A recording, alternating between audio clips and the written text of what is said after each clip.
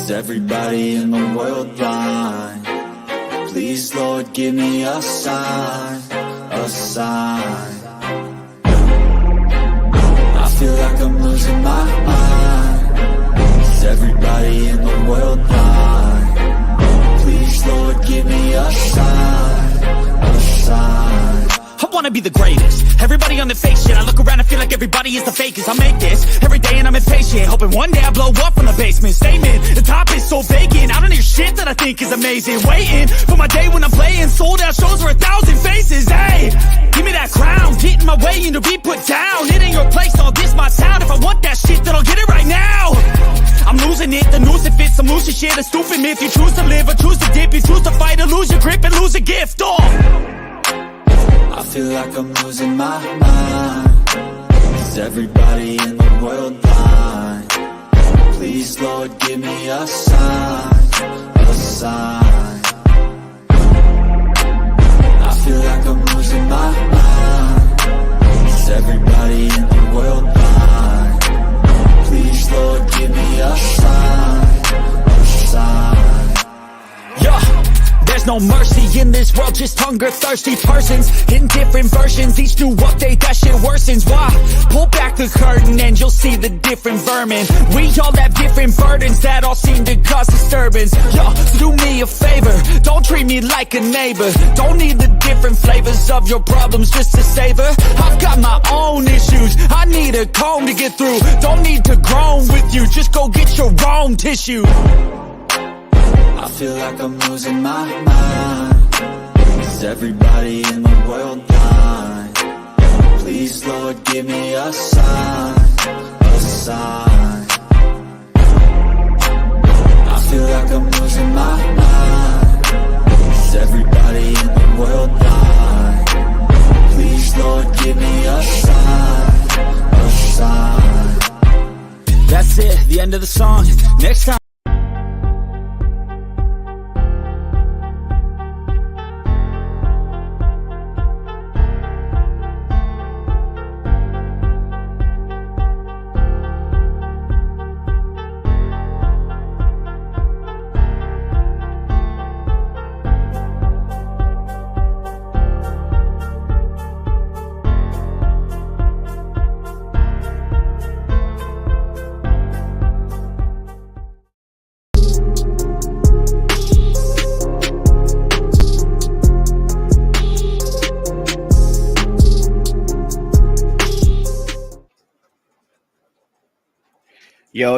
Yo, what is going on, everybody? Welcome to my, first time actually covering the MLB draft this year. Obviously, you see the last couple coverages for the NFL draft, and obviously, as of recently, the NHL draft. So, appreciate you who actually stopped by over here. Shout out to the 17 people that's coming in as well for what's looking like to be a really nice class of 2023, or say 23, 23, 24, somewhere around there.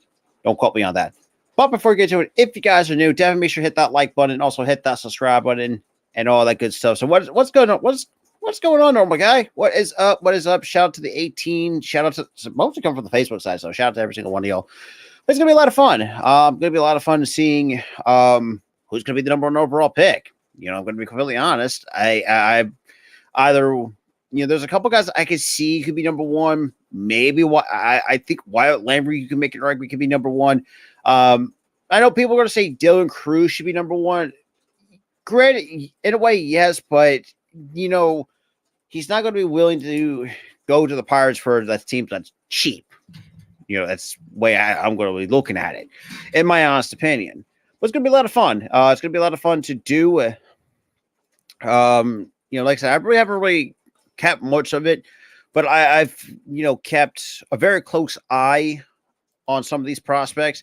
Like I said, Dylan Cruz, I think what you can get out of him, if you decide to go with, like, say, the top 5 or something like that, you can get a nice, I guess he gives you a little bit of power, but I think over time, what's going on? What's up, Mitch? What's good, Mitch? It's going to be a lot of fun. It's going to be a lot of fun today. And all that good stuff. So, and later on tonight, also on my other screen, I also got the WNBA as going as well. But what's good, Daniel? I think Paul Skeens is good. I think Paul Skeens is going to. I think most teams could use a pitcher at this point, but like I said, we'll see how the draft goes. At the same time, so it's gonna be a lot of fun to cover the MLB draft this year. So the only one, so pretty much, it's gonna be a lot of fun. Like I said, so what's going on, Positive Philly? Appreciate you coming in through Twitch as well. So go over the MLB draft.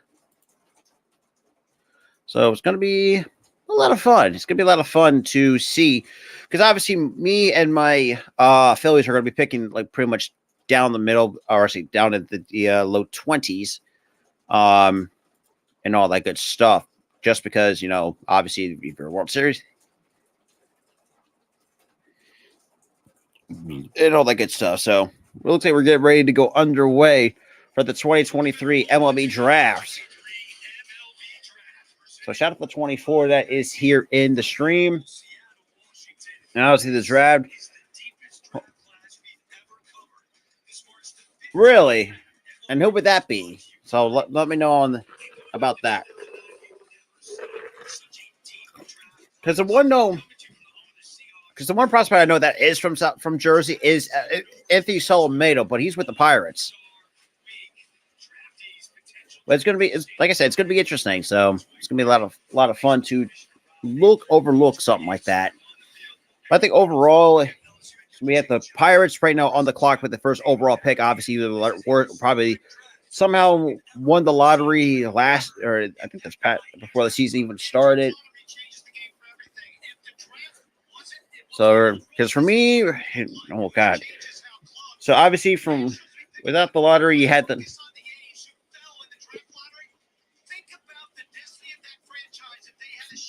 If there was no draft lottery, they actually would show the Washington Nationals would have hold the number one overall pick.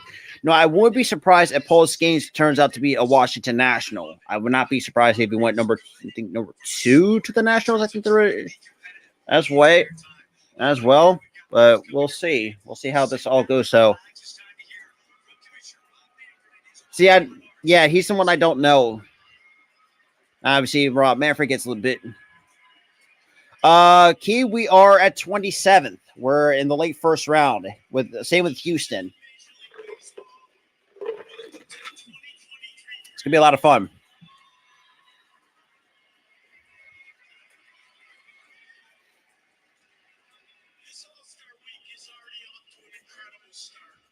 Yeah, you ain't wrong. Well, that's the thing too, Key. I think once you make go far in the postseason, either you wouldn't. I wouldn't say go after a third baseman. Like I'm very surprised. You know, some Phillies fans want to write off Alec Bohm at this point. Like it's like, you know, like I don't know. Like that doesn't really make sense to me. Or regardless.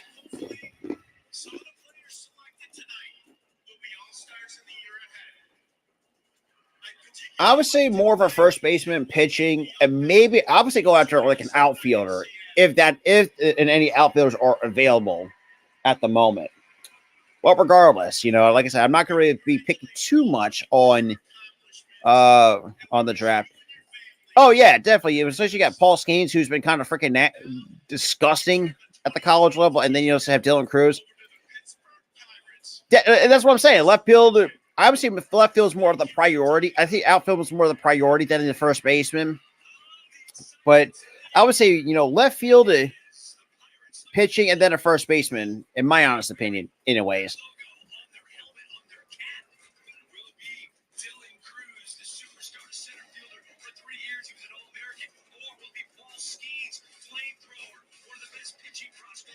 We'll see. We'll see how that really turns out. You know, I mean,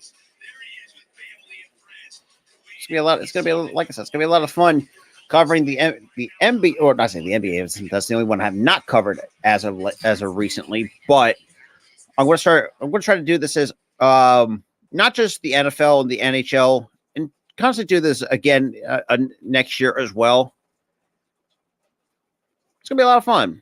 Like I said, you know, it's gonna be interesting to see of where some of these teams go. Like, what direction decide to go to? Well, we'll see you in due time. But shout out to everyone, though, that's been in the stream as well. We're on the road to 1,200. Overall, the road to 2K. You guys want to try to help me, Tyler, get there? Make sure you hit the, definitely share this out and definitely hit that subscribe button as well. And also, we are coming to you live on Twitch as well. We're coming to you live on all different platforms as of right now. But we do have the pick is in for the Pittsburgh Pirates, so it's gonna be interesting. I didn't do the NBA. The NFL draft this year was actually was pretty good. I actually really like that. So right now, this is the first. Like I said, this is the first time I'm actually doing the MLB draft, because I also did the NHL draft, I think, a few days ago. I gotta double check that. So I'm going to start introducing some NHL, mostly Flyers content as well. June 28th was so almost about a month ago. I did the NHL draft as well. But like I said, we'll see how this all really turns out for Pittsburgh, because right now there's been a lot of I say not reports, but like different mock drafts having Dylan Cruz going number one overall, but I guess Cruz is asking for a ton of money for if you're just going to be the number one overall pick. So honestly, if that's where I have a little bit of issues at times. Like, some of these prospects need to stop being so greedy. For me, look, it is like I could care less of, like, say, if I was a number one overall pick and figure out, what they were going to give me. And besides, I will still sign on the dotted line nonetheless. Whatever they're giving, or you're going to get paid, especially if you're on to Pittsburgh. Hopefully down in the future, I can't wait to see another Jersey native, Anthony Solomato. Hopefully the Pirates won't do anything to fuck up this development, because this team, the Pirates, I would say.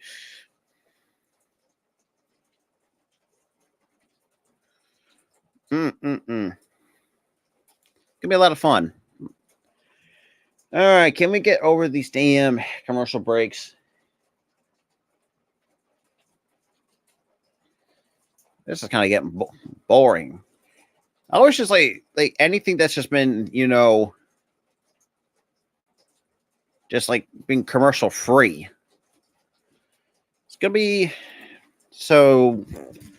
Honestly, as for the Phillies, who are now picking 27th, obviously, for going further into the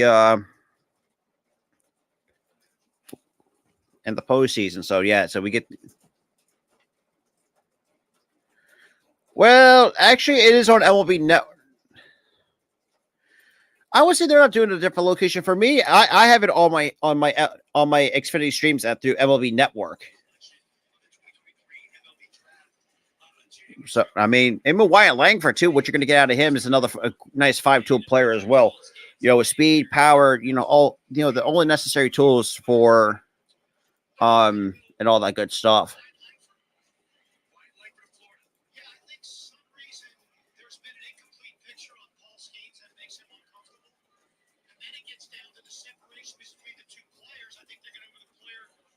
Alrighty. It's going to be a lot of fun, man. Can y'all just shut up and let's just get this pick in, for Christ's sakes? And obviously, Rob Manfred's getting booed. What commissioner does not get booed in any of the?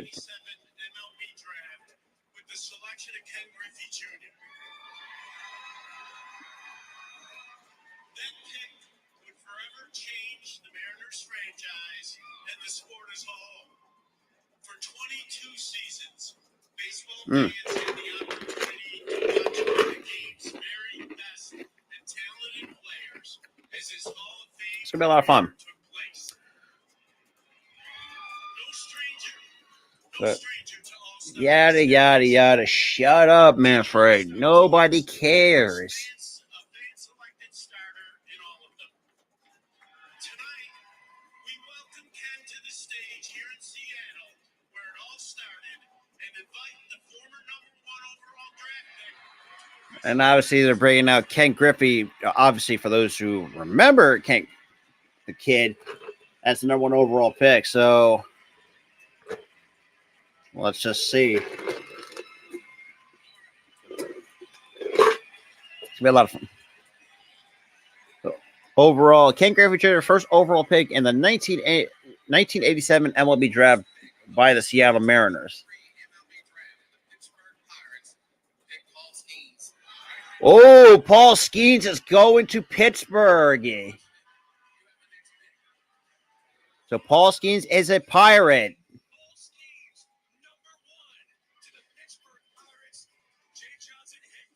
Well, you ain't wrong. Hey, buddy, you got yourself a good one though, Blaze. Hey, Blaze, if you want to come on, I'll definitely send you the link if you want to come on. So shout out to the 8 though. So Paul Skeens. So good looking pick by the Pirates early. Well, definitely, and like I said this earlier too, like don't fuck up Anthony Solomato and his development going forward because I want to see another South Jersey kid succeed in the major leagues.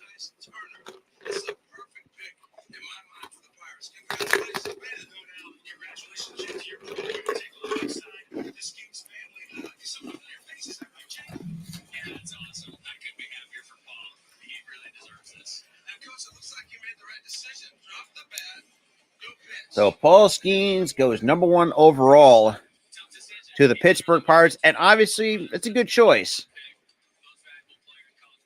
Yeah, and that's another thing too. Not just his fastball, but he's got an A+ slider and changeup to complement off of that as well. Which I think a lot of times when you have like these flamethrowers are just like 1 or 2 pitches or so. Like a lot of times it just doesn't really work out as well. I mean, not in the case like you say, like a guy like Ben Joyce, but it could cause some injury concerns. But I mean, overall, it's a good pick by Pittsburgh. Can't go wrong with pitching.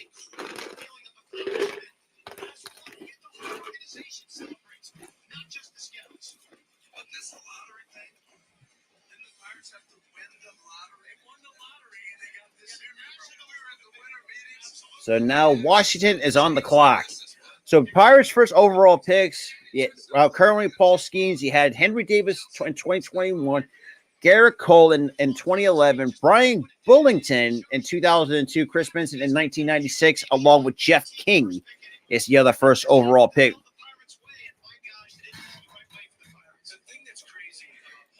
Yeah, because I want to see another guy like I said, Anthony Solomato is going to.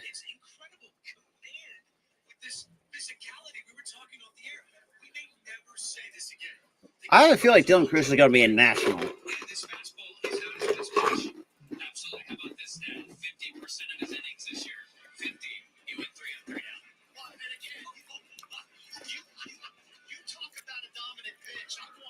Oh, my.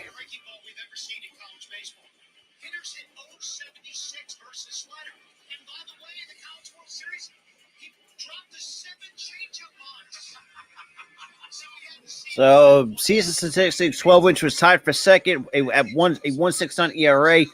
That is also second, also with 122 and 2/3 innings pitched, which is nuts for a guy like Paul Skeens. But I like it though. I do like it. Like I said, you get an A+ fastball, an A+ changeup, and slider combination along to complement off that. You're gonna like it. That's gonna be a nice pick, a nice draft piece for the Pittsburgh Pirates. Hopefully they can finally start putting up some winning seasons, because let's be real, I want to see the Pirates actually be relevant for a change.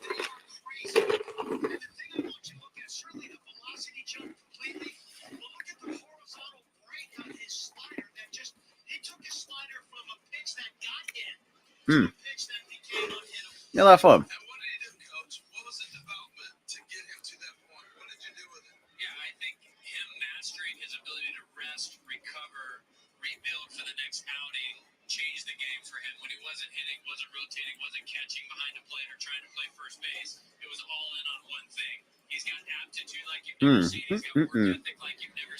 And the pick is in for the Washington Nationals, ladies and gentlemen.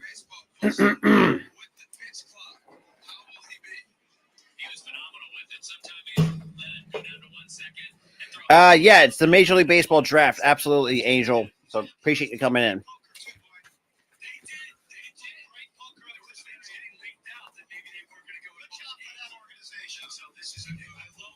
So yeah, Paul Skeens going number 1.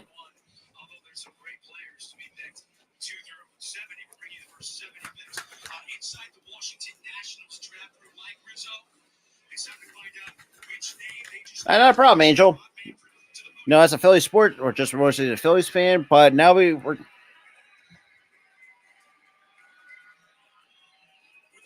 2 pick in the 2023 MLB draft, the Washington Nationals select Dylan Cruz.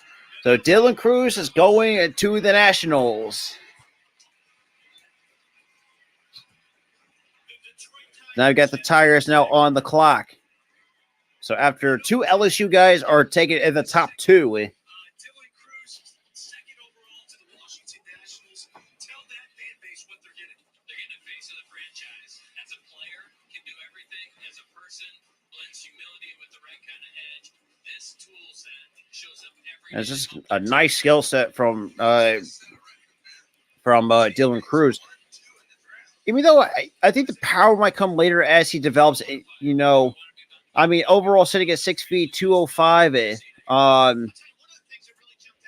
Obviously, current Golden Spikes Award winner. What's going on, Butterfly?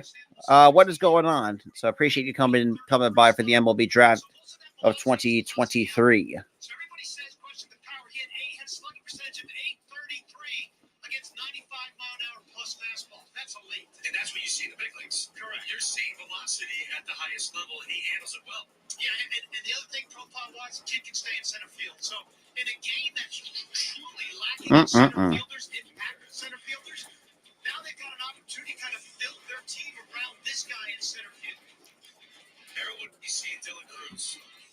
The explosiveness just jumps off. A lot of people don't. Absolutely, Butterfly. Happy Saturday to all, especially if you're a general baseball fan for the MLB draft. 17, there he is in the PDP in 2019 down in Florida. He hasn't changed his swing a whole lot. Now he changed his stance, he got down his legs a little bit more, but the talent was there then. He was one of the top. This isn't a surprise. This is a guy that was one of the top high school players, and he just continued to carry it on. The lesson is adjustments and being able to continue to work. But this is the story for me. The explosiveness of this young man.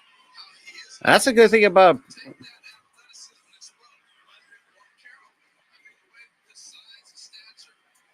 that. And Dylan Cruz was a bit entertaining to watch as well for a little bit throughout college baseball.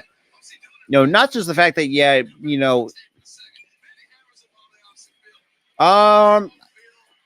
maybe we'll see.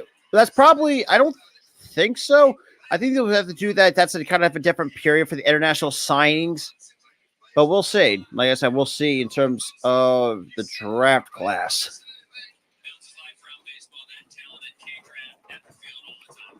Yeah, that's a great breakdown. I also want to hear what former Tiger has to say about this now former Tiger who's just been drafted second overall. Here's Alex Bregman with his player's eye on Dylan Cruz. Dylan Cruz from LSU is a tremendous talent. He's a great baseball player, advanced player already at this age. Yeah, pretty much just knows how to use the entire field. He really can run, play great defense. He's an all-around five-tool player. Man, that's crazy. That his first home run was against his now number 1 overall pick, Paul Skeens, which is actually phenomenal to see. Alex Bregman loves making predictions. After Dylan Cruz's first college home run at LSU, he tweeted out the video highlight of the home run and then said in 3 years, this guy will go 1-of-1. He was close, Coach. He was close. He went second overall instead. No doubt. Both these guys, 1-1 Hmm. players, 1-1 people. Pirates and Nationalists absolutely did the right thing. So, Coach, tell me if I'm right or wrong on this. It seems like we knew about Dylan Cruz. Skeens almost was a guy that came on and just kind of burst to the top. Am I right about that? I think so. I think the platform that being at LSU really helped Paul, and then he totally took advantage of it with his performance. And with Dylan, you can't have 3 better seasons than he did. Real off.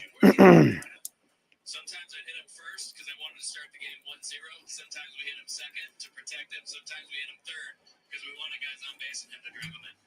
How do you profile his bat? So, like, what kind of slash line do you see from Dylan Cruz? Well, I think my player comp on him was a young Andrew McCutcheon. I think he's got that kind of ability. I think he's got a chance. Oh wow, Dan O'Dowd with a player comp, a young Andrew McCutcheon. We are right now on the 3rd overall pick with Detroit now on the clock. So we've seen 2 LSU guys already go 1 and 2. We have Paul Skeens got 1, and obviously you have Dylan Cruz at number 2. The reason why I think Cruz should, people had in mock drafts that Cruz should have been number 1. Because of his just talent. But the problem is he's a Boris client, and you know how some of these Boris clients are. They want to ask for a ton of money. And the pick is in for Detroit, who, let's be real, it's not great. The Tigers now inside their draft from things to Zoom. Where do they go? At number 3, big night for the BC. 3rd, 37th, and 45th to the podium to find out. And now we got the commissioner to the podium. In the 3rd overall pick. The Detroit Tigers select Max Clark. Oh, so Detroit goes Max Clark from Franklin Community High School in Indiana. Interesting. And you got the Texas Rangers now on deck. Now, the thing about with Clark, from what I've been seeing all over social media and kind of what I've been kind of not say research, well, in a way researching what I can find. Like this kid's got is a great, from what I've understood, great defender and a very nice, a good swing too. It can generate a lot of power in that bat as well. So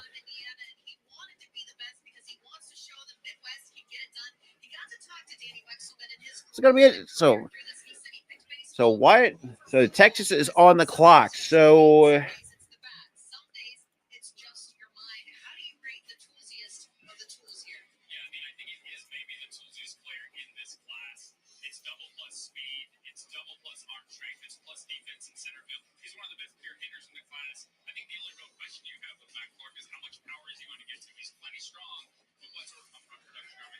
Yeah, so Max Clark goes number 3 overall.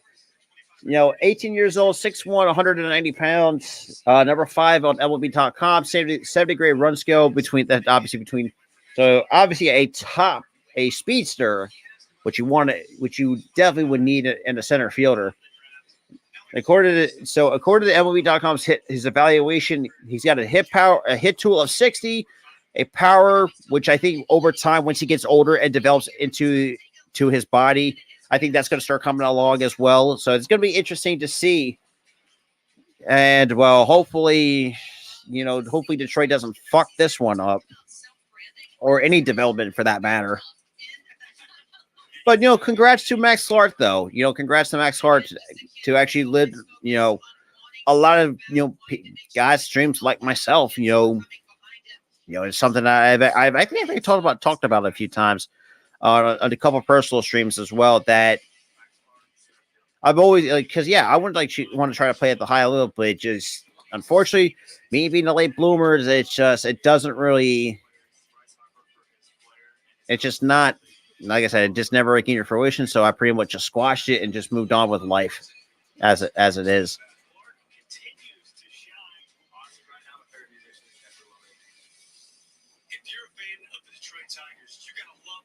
I don't know about the Tigers, though. That's going to be interesting, though.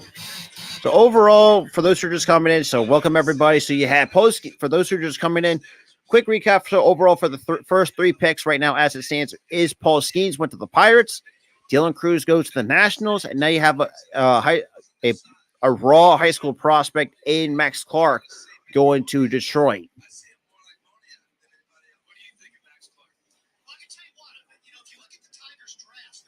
Okay.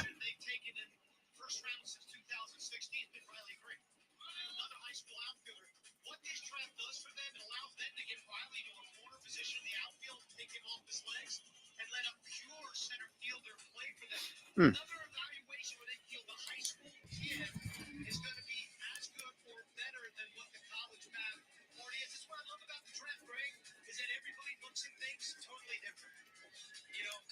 So we got Texas on the clock. If you're surprised Arco's not even here for his Texas Rangers or on the clock. I think it's important. I think with him, he's done it on all the stages. So area code games, Team USA, his twitchy athlete, bat speed, arm speed, running speed, and you got to love the confidence that he plays with. Yeah, so Max Clark is off the board. Let's look at MLB.com's best available list. Obviously, Yep, Skeens, Cruz, and Clark are your top three. They're off the board. So you still got Wyatt Langford still on the board. I don't know how he's. There's a couple guys that I haven't really paid attention to, but I do think we definitely need an outfielder. Well, I mean, because we. So I don't know about where the Rangers go from here. I mean, especially you already got both Jack Leiter and Kumar Rocker right now. So I mean, if you look at their history, 2019, Josh Young, Foscue, the second base, Mississippi State, Leiter, another starter from Vanderbilt, Rocker, another starter. They've got college now in their last 4 years. So if they stay with their and the pick is in for Texas. The Texas Rangers pick is in, ladies and gentlemen. And obviously, love to hear the boos of Commissioner Rob Manfred, which it feels like every single commissioner all throughout the four major sports are getting. So Wyatt Langford as a Texas Ranger goes number 4 overall to the Texas Rangers. So Wyatt Langford is now off the board. Wyatt Langford, he had 26 home runs last year, 21 home runs in 64 games this year. Dan O'Dell, tell me why they got it right. I mean, this is an explosive athlete. As I said earlier, this kid brings his glove, his bat, and a sledgehammer to the game when he plays. Everything Yeah, and that's a good point by Dan O'Dell, too, from what I've been seeing from Wyatt Langford, is the fact that, yeah, he may not be the fastest guy, but he's a good defender, and it's a very nice pop in the bat as well. this guy from a base running standpoint is explosive on the base. I don't think we give him enough credit for how fast he actually is on the field. And Jay, as we see the reaction of Wyatt Langford and his family, it's a young man that you're not getting to deal with anymore in the SEC. Very happy about that. It's going to be interesting, though. What's underrated about him is the athleticism with the size, and the approach has just really improved. His strengths of discipline phenomenal, allowed him to get to that power a lot.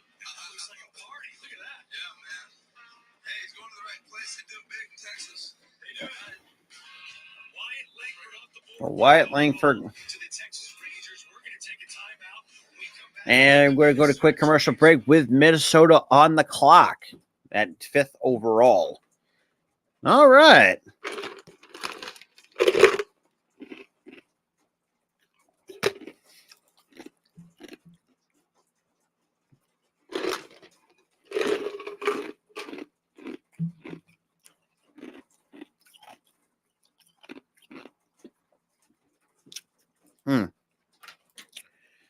What's going on, Blake? What's good, man? So already we have Skeens going to the Pirates, which I really didn't mind because I actually think going with pitching, because like you can't really go pitching, can't go wrong with pitching. So great to see you. Great to see you, Blake. So we got Minnesota on the clock. Now, remember, because I really don't remember. Yeah, you ain't wrong. Trust me, when I did the NHL draft, it was that was a little bit slow. And the NFL, yeah, definitely the NFL. See, I never did the NBA draft, but the NFL drafts I've done as well the past April, and obviously now the NHL. And now you're good, man. But yeah, so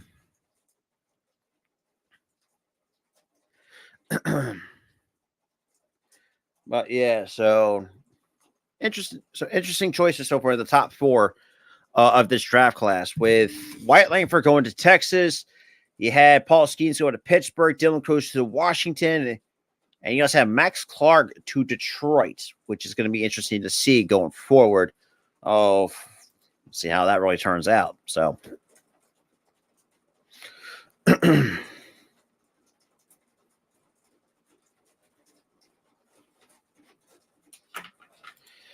oh, man.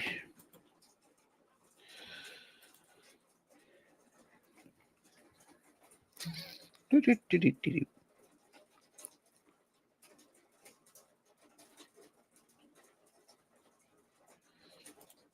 We're gonna go.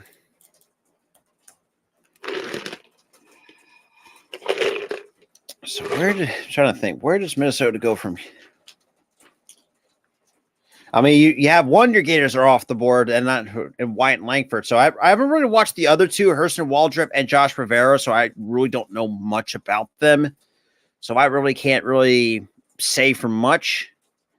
But it's gonna be interesting. Like I said, it's gonna be interesting. Because obviously we're us in Houston are picking low, as well at Lumen Field in Seattle. So Twitter we go. Yeah, LSU baseball. You need to flex a little bit. Products. And obviously LSU baseball Twitter tweeted out the products of the powerhouse with Paul Skeens and Cruz going 1 and 2. The Tweeds taking advantage of the draft lottery. They're picking fifth. Interesting. Interesting to say. 6 spots, so it's incredible how much they moved up because of the lottery. And they now put themselves in a position to get an opportunity, Greg, to end up getting that much more of an impact player. I mean, I can't emphasize enough how big the lottery is. And the pick is in for Minnesota. So Minnesota with the 5th overall pick. Of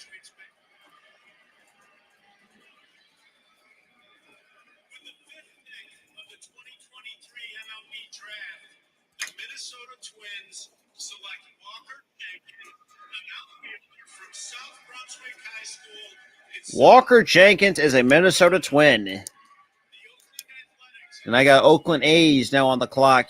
So Walker Jenkins goes to the Twin Cities. His head coach Ben Stroll has been in charge of this program for 33 years and called him a man among boys. Jim, what makes him head and shoulders above everybody else? Yeah, he's the best high school prospect to come out of North Carolina since Josh Hamilton. I think he's going to have big time power. He's got to use his So 5th overall to Minnesota. It's going to be interesting. Like I said, the Walker Jenkins, for his evaluation, 60 hit power, 60 hit tool, 60 power, 55, pretty much almost like some average. Not say like, I think not close to elite, but at least average in terms of his skill set. So 2-time Gatorade Player of the Year, or North Carolina Player of the Year. First, I mean, shit, they can go anywhere, and that's going to be the case. He certainly pays attention to how he goes about his business. He's a two-way athlete as a swimmer because he likes the way that it loosens up his joints. He said it targets those little tiny muscles he doesn't pay attention to until he's on the field, and he can feel how freely he's actually moving about his business. This kid just comes in with an absolutely different maturity level. But let's go ahead and take a deeper look here at this guy. I'm Walker Jenkins. Hit pretty well to left center. Jenkins to third. Head first. Fox Counter for an athletic kid. Moves pretty well in the outfield. Solid. Oh, we got the A's on the clock. So you ain't wrong, Blake. Walker Jenkins, he's 18 years old, 6'3", 210 pounds. So at Celebrants High School, in 24 games hit in 417, 33 runs, 11 stolen bases, with a 632 on base. Jesus. Just he's physically mature like all high school players do. Yeah, and like I said, that's kind of thing too. Like, He's not faced this kind of velocity in his career. He missed a summer ball because of injury, so he's just going to take some time. But it's wow, what a great looking young projection. I think for the first time in a long time in our sport, yeah, we're seeing I mean, I don't mind teams taking high school prospects, but it's going to take that's more time to develop. I mean, when you at least better to take a college player that's. I think he looks like a Texas Ranger. I think Dylan fits the club that he was on. Skis fits the Pirates where they're at. I think we're starting to see that finally. It's taken a long time. Yeah, I will say though, H, the access to technology nowadays allows you to really quantify. You ain't wrong. We've never been able to do before, specifically with hitters. But I think we're getting personality from organizations. I think you're getting the makers Here's what we are. Exactly. You know, you seeing that, Coach? Yeah, absolutely. And I like Walker Jenkins. Reminds me of Freddie Freeman. A long time ago in high school. Big power bat. Yeah. You see guys like him in the big leagues in short order. Yeah. What about defensively? He's already a big kid. As he goes out, is he a corner outfielder? Can he stick in center field? It's kind of hard to say nowadays, right? I watched Spencer Jones yesterday in the pitchers game, flying all over the place. He's 6'7".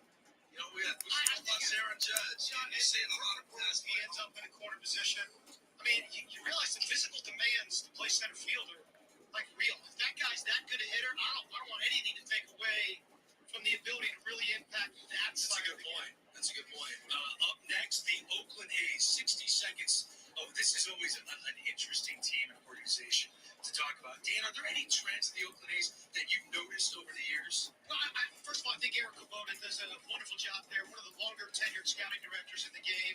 They're not afraid to So obviously Oakland, they got 3 draft picks tonight: the 6th, the 39th, and the 41st overall for the Oakland A's, who soon to be the Las Vegas Athletics. Hopefully they get the rest out of Oakland very soon. significant pool money to work with this year, all the way down the line. Sitting there in Seattle, the A's of today remind me a lot of the Mariners back when I started in the 80s, right? Ton of talent through the organization. You didn't win in the big leagues, so you got a bad label. This is a ton of talent the A's have had. And the pick is in for Oakland. So maybe now the next thing is start locking these kids up. But there's talent there. 2 of their last 3 first-round picks, catchers for the Oakland A's. Yeah, but high school players in Muncie and Soderstrom.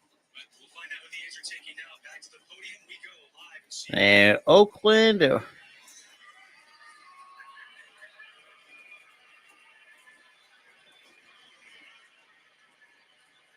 the 6th pick of the In the 2023 MLB draft, the Oakland Athletics select Jacob Wilson, a shortstop. So Jacob Wilson, shortstop from Grand Canyon, goes to Oakland. They go with shortstop there, eh?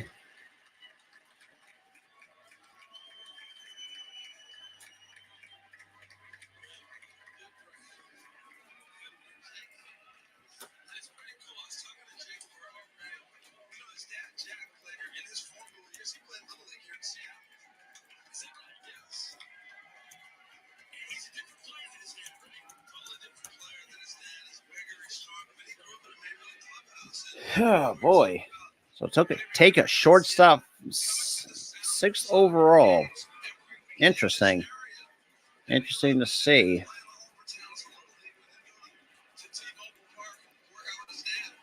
His dad played the big leagues for a long time, shortstop, more prominently with Pittsburgh Pirates. Here's Jacob Wilson with the experience of a lifetime. Drafted 6th overall, putting on the Oakland Athletics uniform in their camp. Walking for all of these fans on the stage to shake the commissioner's hand and take a photo that his grandchildren and great-grandchildren will join. It's just an incredible scene right there, too. What an environment inside the stadium we've got going on right now. Such an awesome moment for him. And when you talk about the player, what are they getting? What are the Oakland A's getting? Well, they're getting a shortstop that can do some things. We'll go to the podium for example. Interesting. Jacob Wilson. Now we got Cincinnati on the clock. Commissioner Rob Manfred, call your name and say that you were drafted by the Oakland Athletics. Yeah, it's a dream come true for sure. This is a moment I've been waiting for a long time now, and I'm just super excited to get my name called. So 2023 All WAC first team selection. Like I said, I don't really know much about them anyways. Going through the opportunity to have a great season, multiple great seasons leading up to this point. What's that been like? Oh, it's been awesome. The journey's been crazy. You got 3 years at Grand Canyon University. I just had a bunch of great mentors I got to lean on and just learn from a bunch of different people. Speaking of mentors, we know that your father, Jack Wilson, was a former Major League All-Star. What has he helped teach you along the way on your journey to get to this point? Oh, everything. He's been coached since day one. He's taught me pretty much everything I need to know about baseball, but even more than that as a person as well. So he's just been a great guy to look up to and learn from. That's awesome, man. Congratulations. So Cincinnati, I don't even know where they even want to go with Cincinnati. Jacob Wilson from Grand Canyon University being selected 6th overall gets this draft started at number 1 at the Pittsburgh Pirates, selecting Paul Skeens. And Zoom connects us with the former ace of the Tigers, now drafted number 1. Obviously, now a quick interview with Paul Skeens. Kind of interesting that the Pirates actually went with the pitcher number 1 overall, which they haven't really done since Garrett Cole in 2011. That's kind of crazy now that you think about it. The fact that Garrett Cole was the last pitcher to go number 1 overall to Pittsburgh. It actually turned out pretty well. So we'll have to wait and see.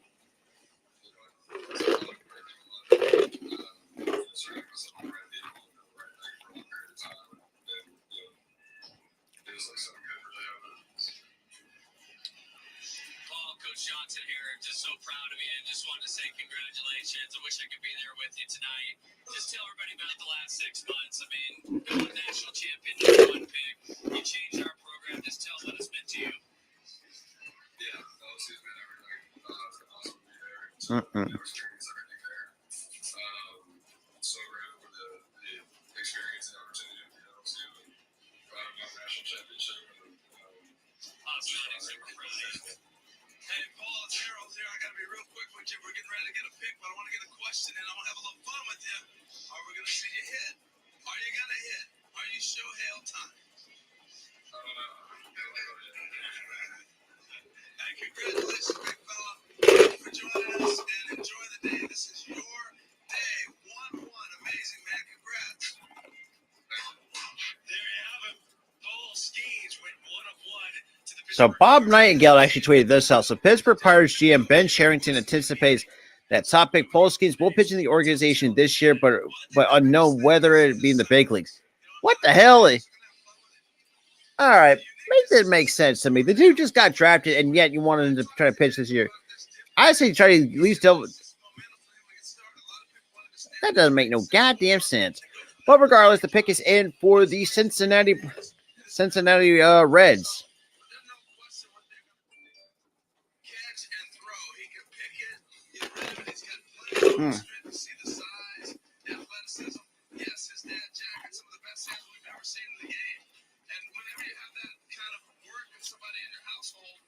Interesting.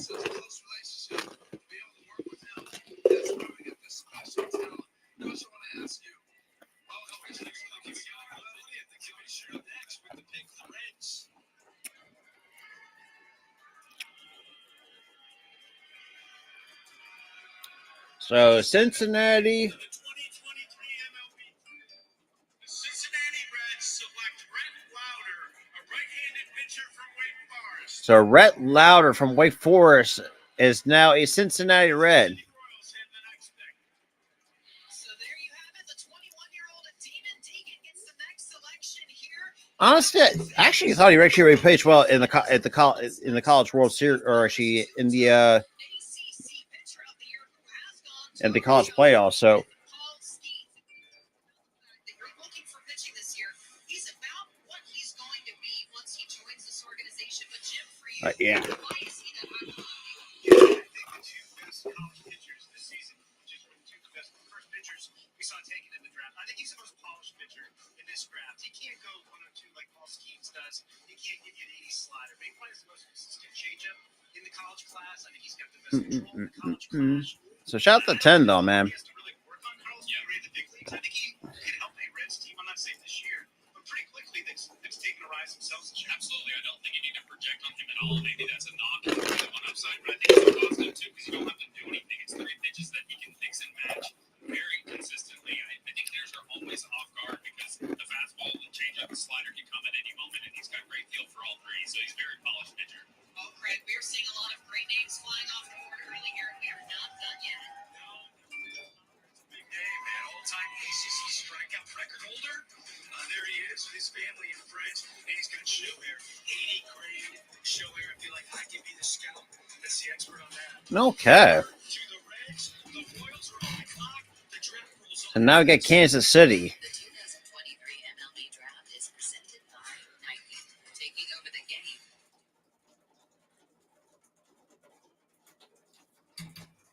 Interesting.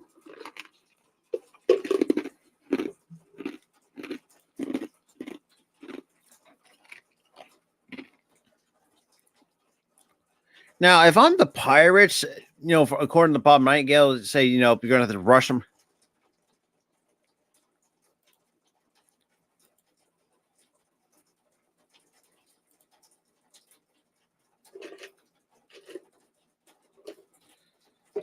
Well, whatever. Yeah, that kind of doesn't really make sense to me. The fact that you just drafted this dude number 1 overall and already try to rush him up to the big leagues, like, I would say try to give him like a bit of a period to develop. But yes, I mean, like, he's got some 3 solid pitches, but it would be nice to actually see, a 4th pitch that needs to be developed, could be introduced to this arsenal. And to be quite honest, it still doesn't make no sense to me. Now, would it work out? I don't know. I can't say for sure. Because a lot of times it's like, God, how can I explain this? Like, it's kind of hard because you have to go through the minors and stuff like that. It's not like the back to the old days where you could just go straight up to the big leagues. Like, you need time and time, to do, to really, develop, what you need to do. Because if this all like fails, say for Paul, if they're going to rush Paul Skeens already up to the big leagues this early after just getting drafted, yeah, that's going to be a bad look for the Pirates, in my honest opinion. That's just the way I look at it. But interesting choices so far. Dylan Cruz, I do think the Washington Nationals, I think it's going to be, they're going to get themselves a nice one. Just the fact that, yeah, you really also only got, could have been a franchise guy in Juan Soto, but obviously now you definitely have a potential one in Dylan Cruz. So you got a really nice little skill set out of him. So outside of that, let me check the and all that stuff. So it's gonna be interesting to see. So you got Brett Leonard going to the Reds, which I kind of really didn't really expect him to go pitching wise, but then again, like I said, can't hurt to have too much pitching. And obviously, so overall, so right now the players off the board, you got Paul Skeens, Dylan Cruz, Wyatt Langford, Jenkins, Max Clark, Brett Leonard, and Jacob Wilson are all off the board currently with the respective teams. So now we got Kansas City, who now hold the 8th overall pick, the 44th, and the 66th. Now the Kansas City Royals, yeah, I got nothing else to say. I don't know what their needs are. Probably say more pitching. Hopefully try to somehow move on from Sal Perez because, man, he ain't really doing really much. And the pick is in.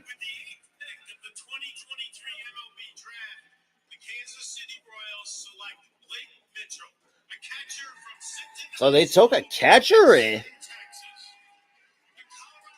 So they took Blake Mitchell, catcher out of Texas. Interesting. I don't know what to question about that, to be quite honest. Yeah, I think Jay knew he wasn't getting it because this is a really special player.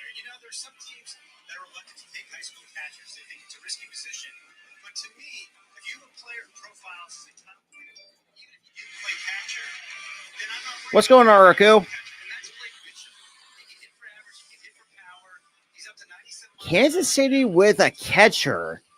Don't they have like a few catchers in the minor league system that still doesn't make any sense to me? That really doesn't really make any sense to me, regardless. But I mean, I can't like who am I to say? I'm just seeing what my Phillies are going to do. Because overall, we had the top 3 that was Paul Skeens, Dylan Cruz, and even though Max Clark. Oh boy, I guess you can say that's a bit of a risky in a way.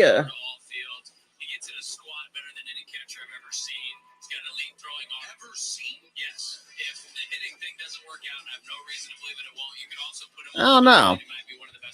So tell me a game, what you saw where you kind of jumped out at you. Yeah, Eric Coates last year. He's hitting opposite field home runs against some of the best pitchers in the country. And when I go, I would draft that guy. That usually doesn't work out too well for us. Now, why important is it about the squat with the catcher outside of the obvious? I think he gets down. I think you can receive pitches well. He gets out of the crouch to throw really well. There's really nothing he can't So do. 41 games for Blake Mitchell, 452 average, 6 homers, 41 RBIs. Jeez, almost a 1500 OPS. Good God. What are we feeding these kids down to Texas already? Christ's sakes. Now, Sinton High School in Texas.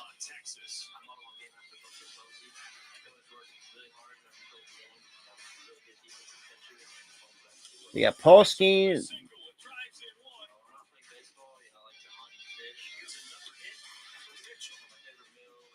So right now, Kansas City taking a catcher. Now, I know he's not a switch hitter, but I love the comp game.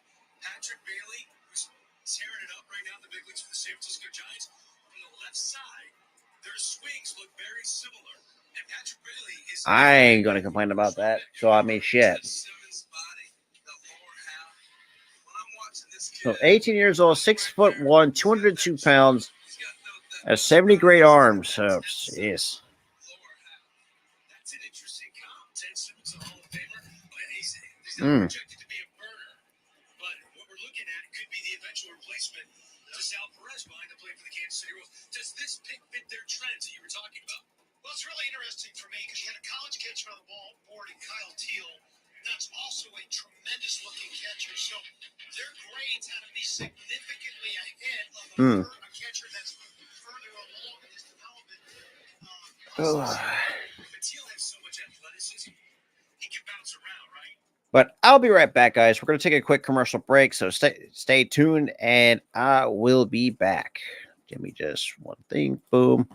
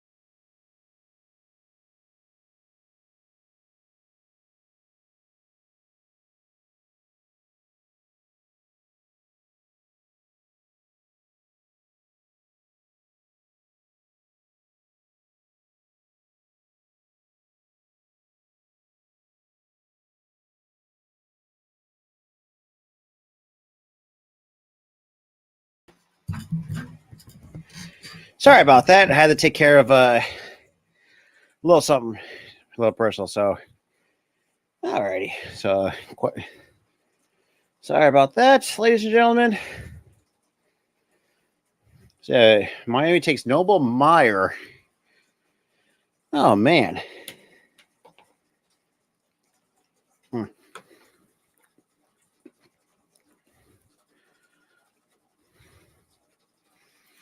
Mm-mm-mm-mm. So shout out to everyone that's who's been in the chat though. So I mean, so now we got the Anaheim Angels now on the clock. So let's see, what did I miss? I don't know.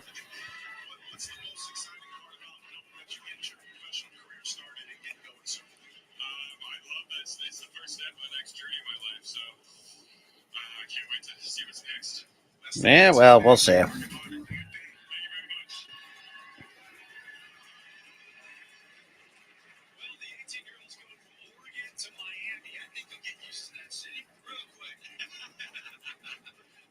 what are they looking at here?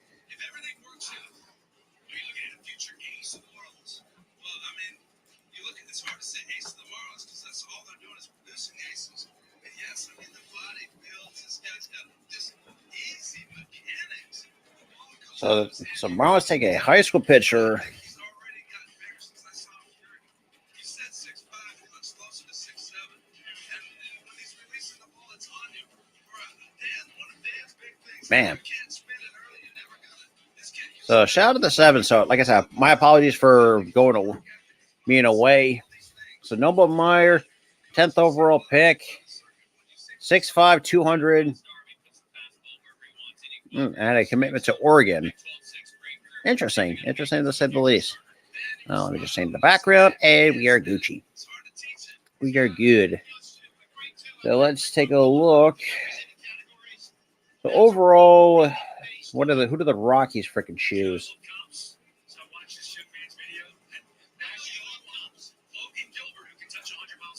I don't know. They're either wait. I gotta wait to see the ESPN website update. So I know that's kind of where I missed so far is the Colorado Rockies.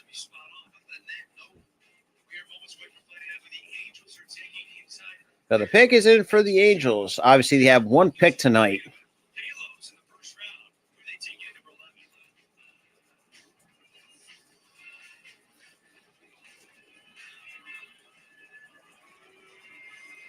And obviously, and who the Angels going to choose? Because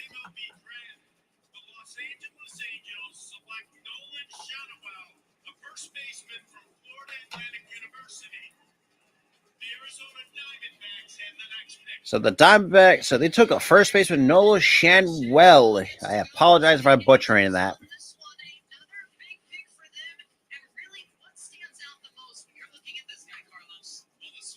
From Florida Atlantic.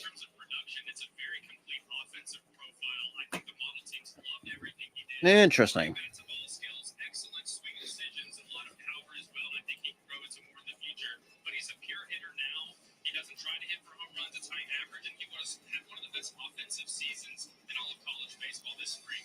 It's probably first base only. Maybe you can play a little corner outfield, but you're really looking at one of the most complete overall hitters in this class.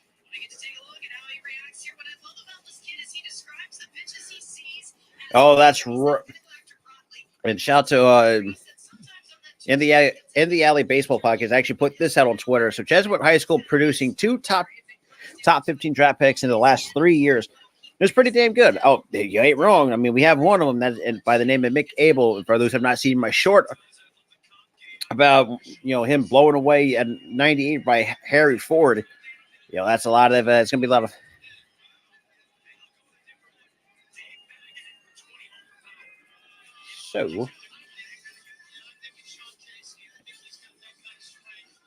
So 5 was Walker Jenkins. Jay Brett Louder at 7. And obviously they're going to take a TV commercial break. So Blake, see who Colorado went. Chase Dolander. Wow, I'm surprised he Then again, I kind of expected, even though I wish MLB would do like, like how like the MLB, not I say the NFL actually have their own like mock draft sites. Why not do the same thing for fucking baseball? Like that's gonna be a lot of this. Seems like a lot of fun to do.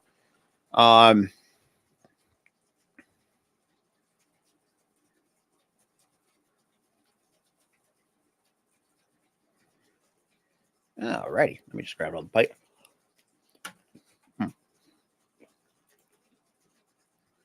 But overall, alrighty, let me just see. What do we got left? So right now, the next four, you had the Diamondbacks, the Cubs, the Red Sox, and the White Sox.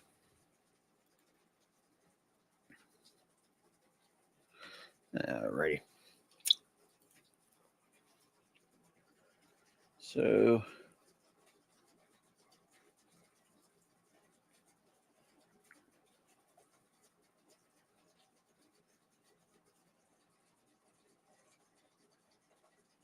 the Cincinnati Reds with taking Rhett Lauer. So ESPN put this out. One second, guys, before I get into.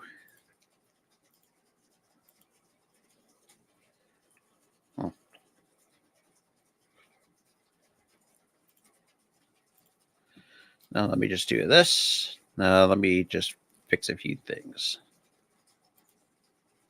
There we go.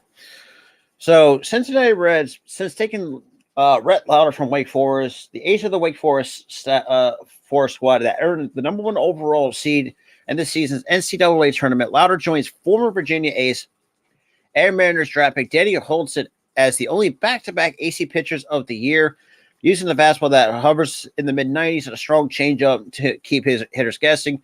Lauer went a perfect 15-0 with a 1.87 ERA and 143 strikeouts and 120 in the third innings pitch, where the Demon did get to spring. So now that's where, like I said, that's kind of where my little bit of a concern, I would say, with some of these. I mean, not for the college pitchers, but it would be nice to see some more secondary stuff, not just, a fastball changeup. Like, say, you could use like a slider, curveball, split, fork, whatever, at least to get me, to improvise your repertoire a little bit. So, and that's one of the one things that I kind of not really talked about. But the fact that, a lot of these pitchers, not just starters, but mostly relievers who are two pitch pitchers, like hitters going to let a lot of figure out more times than not. Even some starters too, like a Spencer Strider, who I think, is good. Don't get me wrong. It's a good pitcher. But I think over time, I think this league's going to really kind of catch on for what he has. It's just a fastball slider. Now, would it be nice to have him like a third pitch? Sure. Like a changeup, like a curveball or something like that.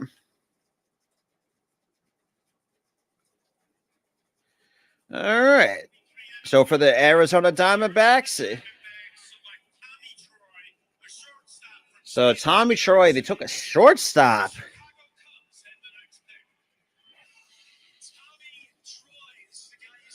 Oh, what the hell?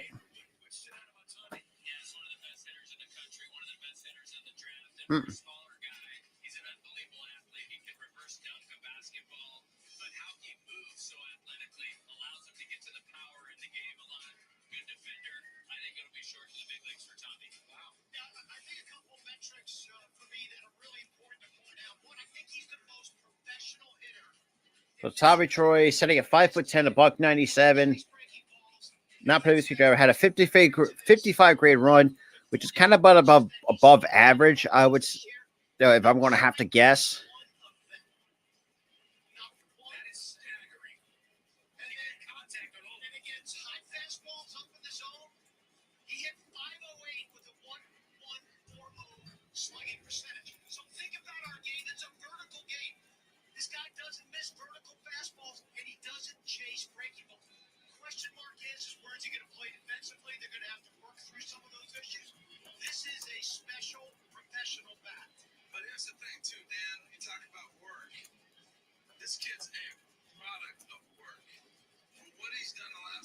So I got Chicago now on the clock.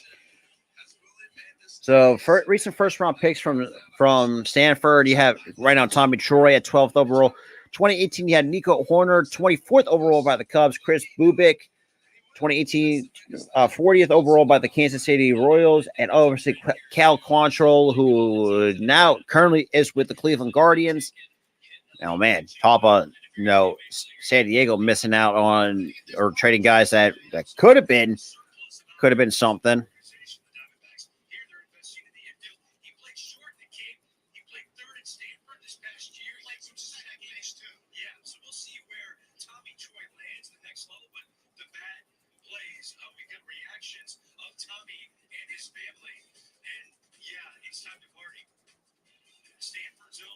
Hmm.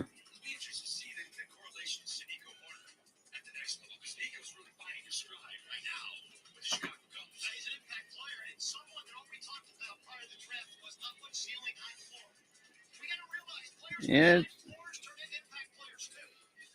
All right. So.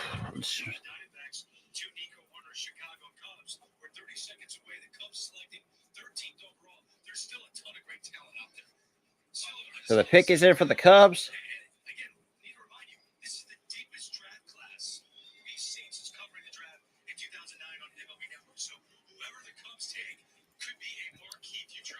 So for the MLB draft for the Cubs.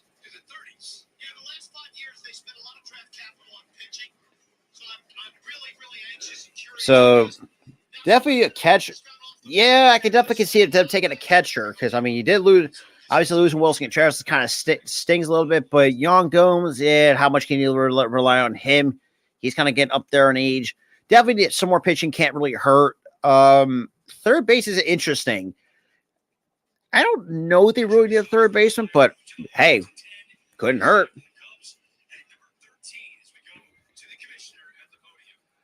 So we got Rob Manfred coming to the podium.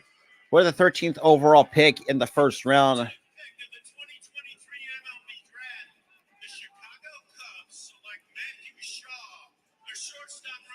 Matt Shaw. Why the hell did they want to? So Matt Shaw is going to Chicago. That still doesn't make sense to me. Like, you already have a shortstop at Dansby Swanson. You sign a long contract for. But then again, it could be a possibility they might transition him to being a third base. So it remains to be seen.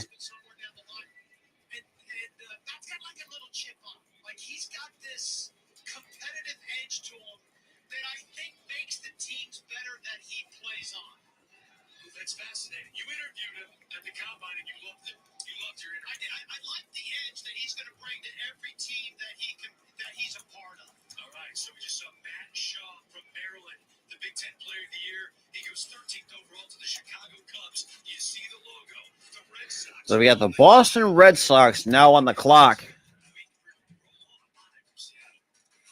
I'm surprised Enrique Bradfield was actually taken like the top 5 or something like that. I guess I'm trying to think. I guess maybe because of his size, maybe. I don't know.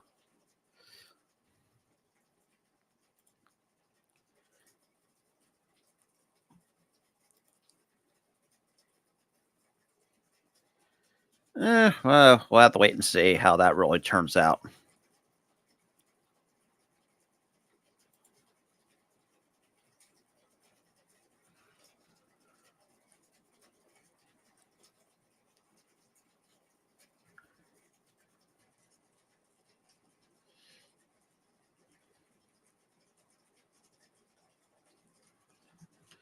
Oh, man. But something irrelevant. Obviously, more WB scoring. You also have the Aces right now kind of, working. They're, still taking care of business against the Lynx, 74-58, currently with just under 2.5 to play in the third.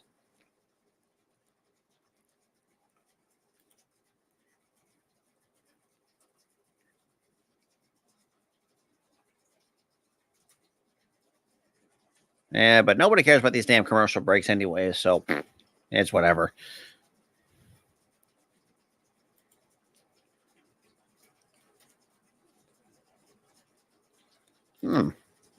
Okay. Alrighty. I want to see what our needs are for the draft. It's like, I mean, I think Key brought it up, so we could go for an outfielder, some more pitching, and probably another bat, maybe. I don't know.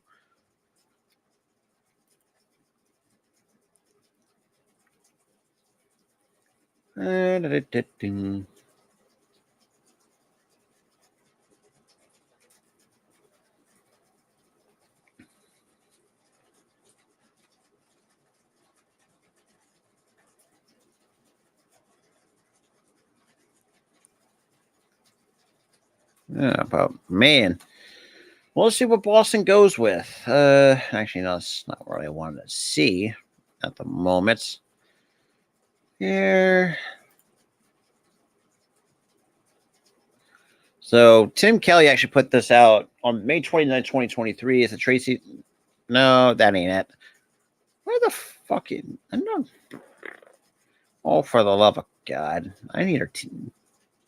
Freaking team needs, which is kind of it's really confusing.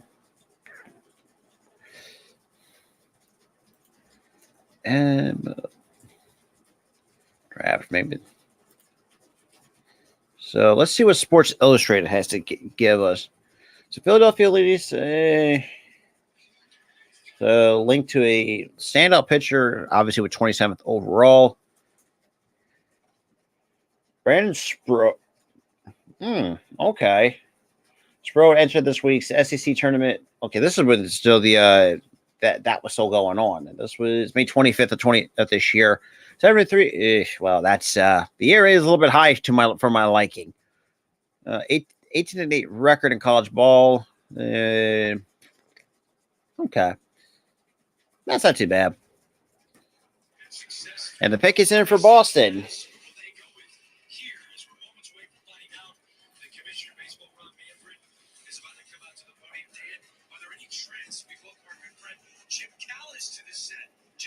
So far. Yeah, no, it has been, and we've seen it happens every year, guys. The college picks go higher than we think they're going. We've seen a run on college hitters. See what the Red Sox do here? Yeah, we're about to find out. No time for trends. The trend continues with the commission. With the 14th pick of the 2023 MLB draft, the Boston Red Sox select Kyle Teal, a catcher from the University of Virginia. So Kyle Teal, so Boston took a catcher. The 2023 ACC Player of the Year, Kyle Teal, to the Red Sox. Dan, no doubt he's been one of your favorite players. Oh, yeah, I love the Red Sox.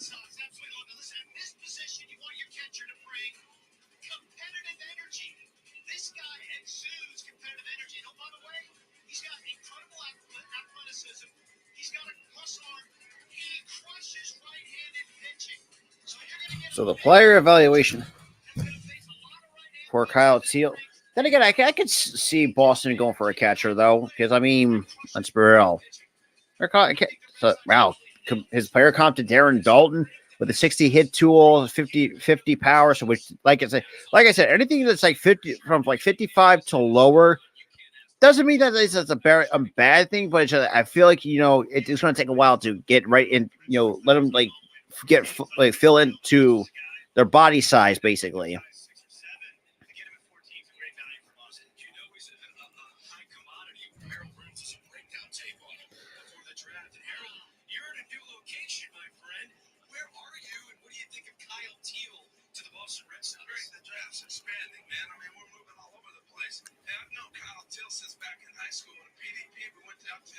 His high school out there presented him a jersey. But let's take a look at it. I love the Virginia product. Early on, we all knew catch and throw. Here I am at the high school presentation. He gets a jersey. He's going to go to the PDP, the top 80 high school juniors. Interesting to say. But look at how small he is here. But he can always catch, throw, and block. Tremendous athlete, quarterback in high school, did all those things. But here, take a look right here at the swing. The swing has not changed a whole lot. This is down in Florida, but he's 17. Look at that finish now in college. Not much difference, right? And I always look at that. Why? Because I want to see how guys continue to be consistent as they grow. The other thing I'll throw back to you guys, and I want to challenge you with this. He grew up in New Jersey. He grew up in the cold weather. He understands that. He went to Virginia. I think that's very important, guys, when you're in a climate like Boston, to have a kid who's familiar with the surroundings of the weather. Back to you. Harold, great breakdown. Yeah, he's a full-time catcher the last 2 years. So Kyle Teal during his time at Virginia has 258 at-bats, 407 batting average, 13 homers, 475 on base, and a 655 slugging. Also a 2023 All-ACC first-team selection. Kind of interesting. Interesting to see. If you're counting on offensive production, you have to protect his legs, especially through a 162-game season. You have to get him in the outfield. You have to get him DH at bats, and his athleticism will allow him to do that because you don't want. Well, that's a good point too, especially catchers nowadays. Especially a guy like that was a very good point. I think someone I can't remember that dude's name, but actually really mentioned it really well. It's like if you were to look at some of these athletic catchers like a JT Real Mewtwo, that kind of thing, yeah, 162 game schedule, yeah, that's kind of growing on some of these guys, especially on the catchers anyway. So I mean, that's why I feel like I think with Boston, I would not be surprised if you actually want to try to transition to, say, like a first baseman, like a DH, that sort of thing. Well, for the White Sox, so Jacob Gonzalez goes to the Chicago White Sox. Oh, good Lord. I'm just going to tell you, Jacob Gonzalez is one of my favorite players in this draft class. Left-handed bat, Ole Miss. You face him a lot, Jay. What stood out? Good skill. Not surprised he got drafted high because he's performed for 3 years. He's got a great background. His dad, Jess Gonzalez, great high school coach in Southern California. This guy really knows how to play. I'm trying to think. I mean, you got Tim Anderson, but then again, they're kind of. I feel like they're going to move on from Tim Anderson. That kind of leaves a void at shortstop, and yeah, you don't want to have Elvis Andrews out there, and he's kind of not the same player as he once was.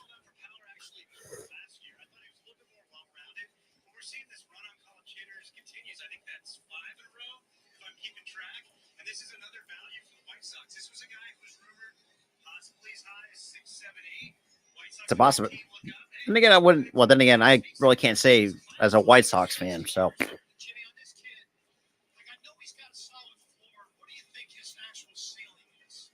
It depends on what position he winds up with. If he stays at shortstop, which is a mixed question because he's not the quickest guy, then it might be an all-star ceiling. If he's a third baseman, then there's a little bit more pressure on the bat. so highest player selected in the MLB draft out of Ole Miss, you have Drew Promise at number 5 back in 2010. Obviously, Jacob Gonzalez at 15, Gunnar Hoglund at 19. And you also had Chris Coughlin. I mean, remembers that name. It's going to be interesting.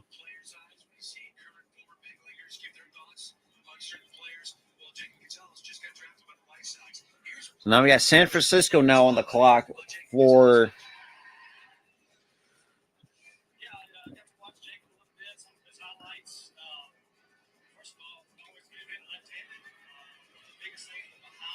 Mm-mm.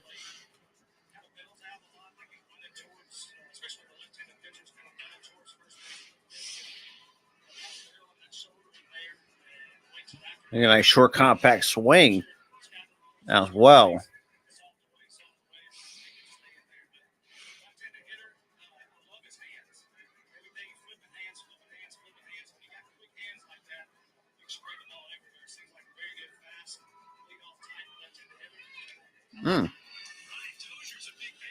So Jacob Gonzalez during his time at Mississippi or at Ole Miss, 202 at bats, 327 average, 10 homers, 435 bomb, 564 slugging.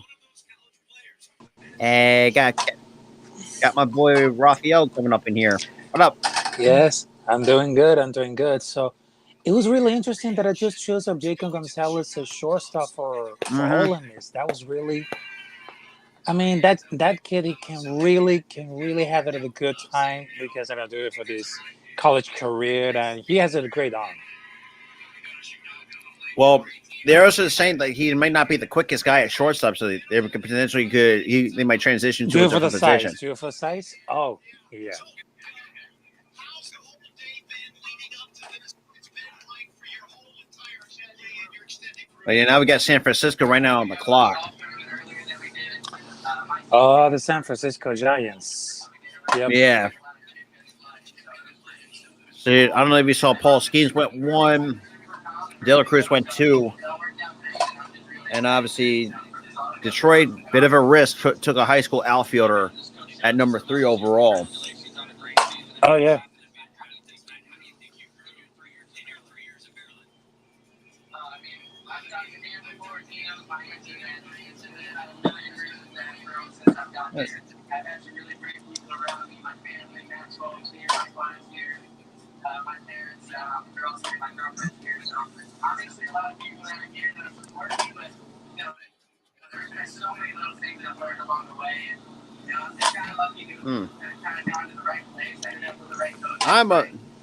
I'm other hoping we either get a pitcher, probably an outfielder, something along along those lines. Probably get a both. Probably get it because the most have the difficulty it's about the pitching offense, or because for all the positions that they really got it. I mean, because right now we definitely need more pitching, that's for sure, and definitely more need another outfielder. I mean, though we do have some in our minor leagues with Justin Crawford, and I'm excited to see what he's going to be looking like in the future. Uh huh.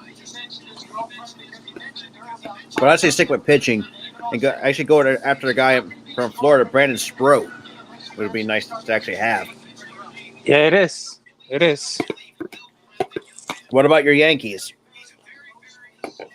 Well, they're still struggling. They're still struggling about it. Like what are your team needs at the moment? I think they need about the pitching and of course the outfielders. Well, outfield, I'm kind of not surprised. But we got the Pickets in for San Francisco, who owned the 16th, 52nd, and 69th overall pick in this year's draft. All right. And the pick is in.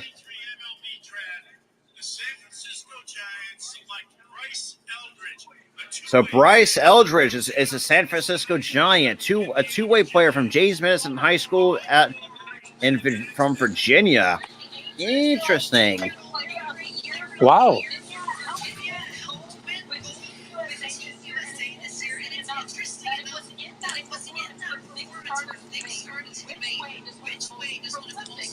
Oh, he got a two-way player. So Giants got a two-way.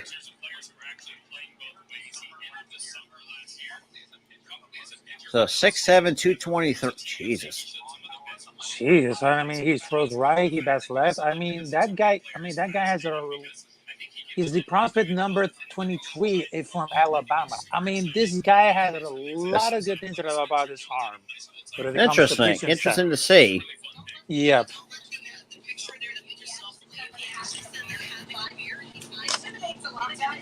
So now we got Baltimore, because right now the recent draft first rounder was Jackson Holiday, so they really took a shortstop.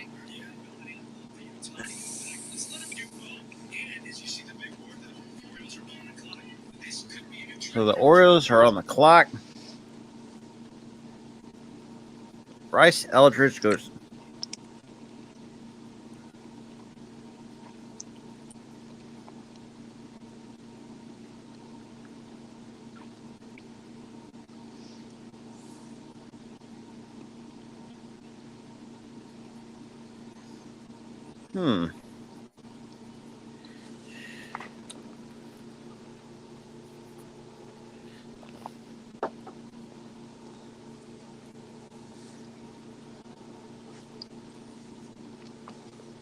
Okay, so let me check for this one. Yeah, I think they need something. I think they need anything better because we just lost to the Chicago Cubs. I mean, this could be like a make it or break it because we need something about for the defense and of course for the pitching style because now we can't do shit, and not having Judge also fucking sucks too. So. Yeah, because right now it's something because right now they're parting ways with hitting coach Neil Lawson. That was I saw that you're moving on, or you finally you're fired your hitting coach. Well, yeah, It did say that the loss in the Bronx may have to come to outside for because they right now have And the fact that it's the fact that even Aaron Boone still even has a job is freaking crazy. Yeah, exactly. Yeah, exactly. And this is gonna happen like this for me. And I just realized that they need something better. And last time that I just thought of the Aaron Judge, I mean, they don't have the energy because they had like that's something from the batting for. But I think that it needs something better because we just right now listen to the Chicago Cubs and they really, really, really messed up. Well, we'll see. Mm-hmm. Because right now, because we're 10 picks away, so we're picking at 27 ahead of the Houston Astros. Uh-huh. So we'll see.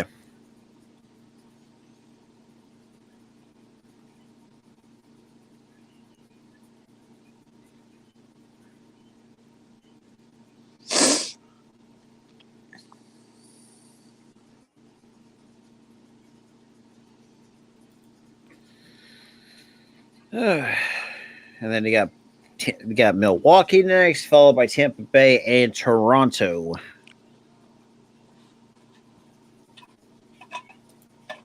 Uh-huh. So, and obviously my aces are right now kicking the crap out of the Lynx, so which is also it's helping me as well.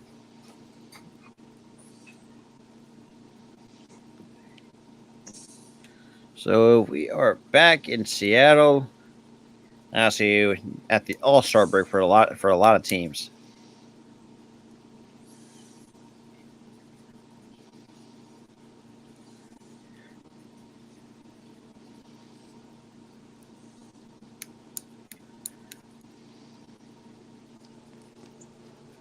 Okay, so according to this, their last six impact have been impacted in the first round. And one of the most notable moments of the draft was in 1978 with Carl Ripken Jr. and Mike Bontemec. I mean, those both guys have really had an important about the history of the Orioles Well, because Cal Ripken Jr. I think more had a better career, anyways. exactly. So Ricky Bradfield Jr. finally got my guy out of Vanderbilt. Wow. And the fact he fell that low is beyond me. And it was just Oh my the goodness. 17th overall, Enrique Bradfield Jr.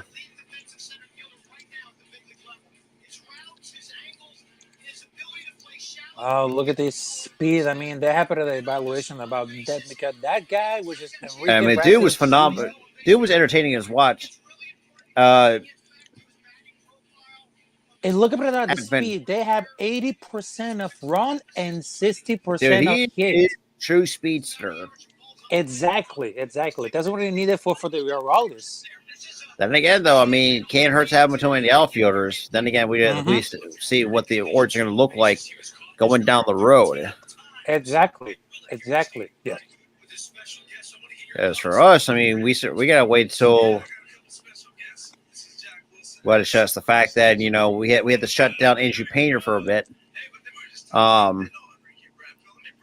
Obviously with this UCL still healing, after this is still discomfort. Yep.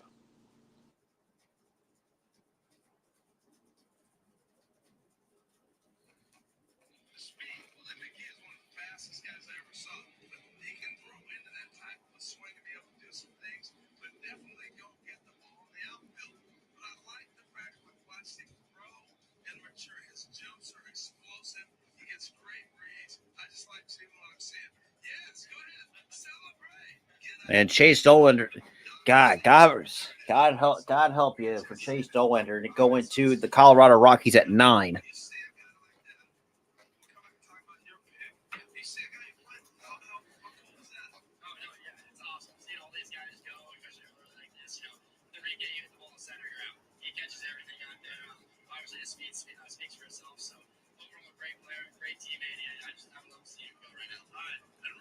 Congratulations.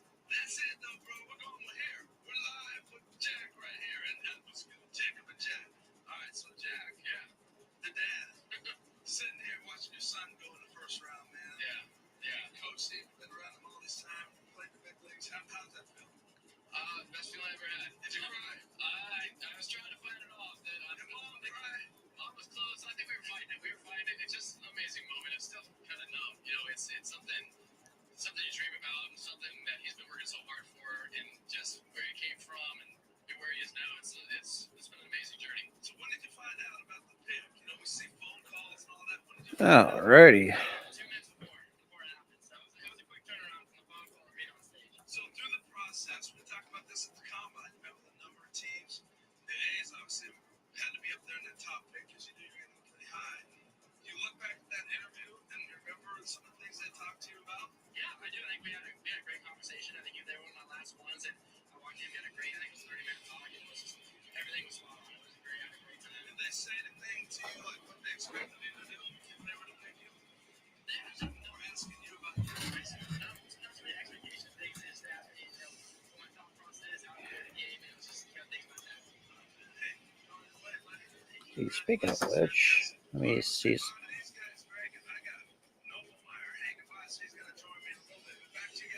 Jack Wilson in 1998, 12 MLB seasons.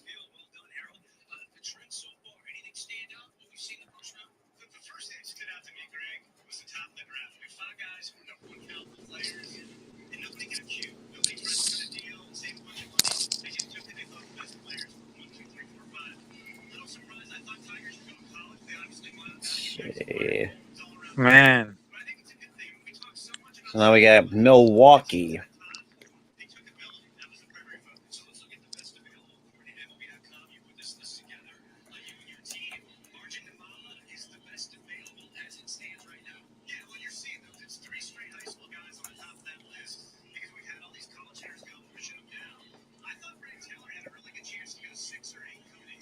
they have it as less available prospects. They still have many shortstops. They have a third base, outfielder. They A have couple a of multiple left position fielder. players too. It's like Mhm.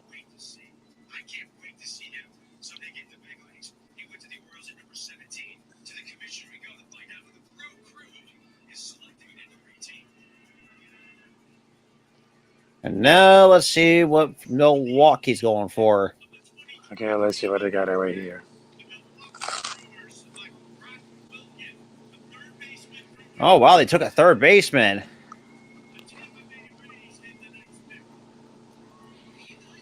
Wow, they took out a Brock Wilkin. Brock Wilkin. Interesting. I don't know what third baseman is their need. Then again, who is their third baseman? I have no freaking clue. I mean, it's from Wake Forest. I mean, No, they I'm have trying to some- think of their starting for third baseman because, jeez.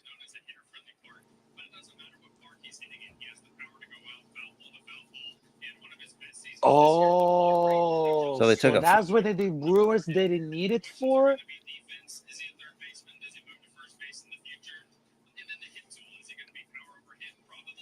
I got Bryant. Ugh, Jesus.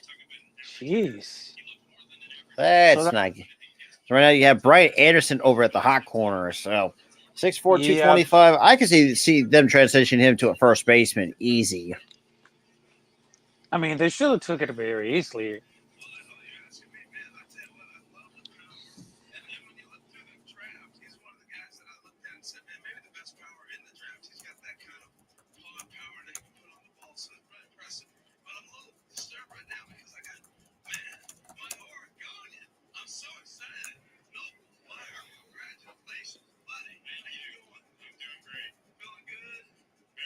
So, what was the feeling? Was it relief, excitement? What was it when you heard your name? I can't even describe it. It was everything. It was relief.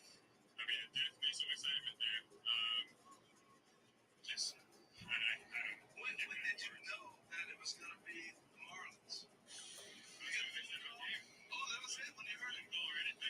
Wow, that was really cool. So looking back now, when you sit there and say, all right, how many teams might have been in on me?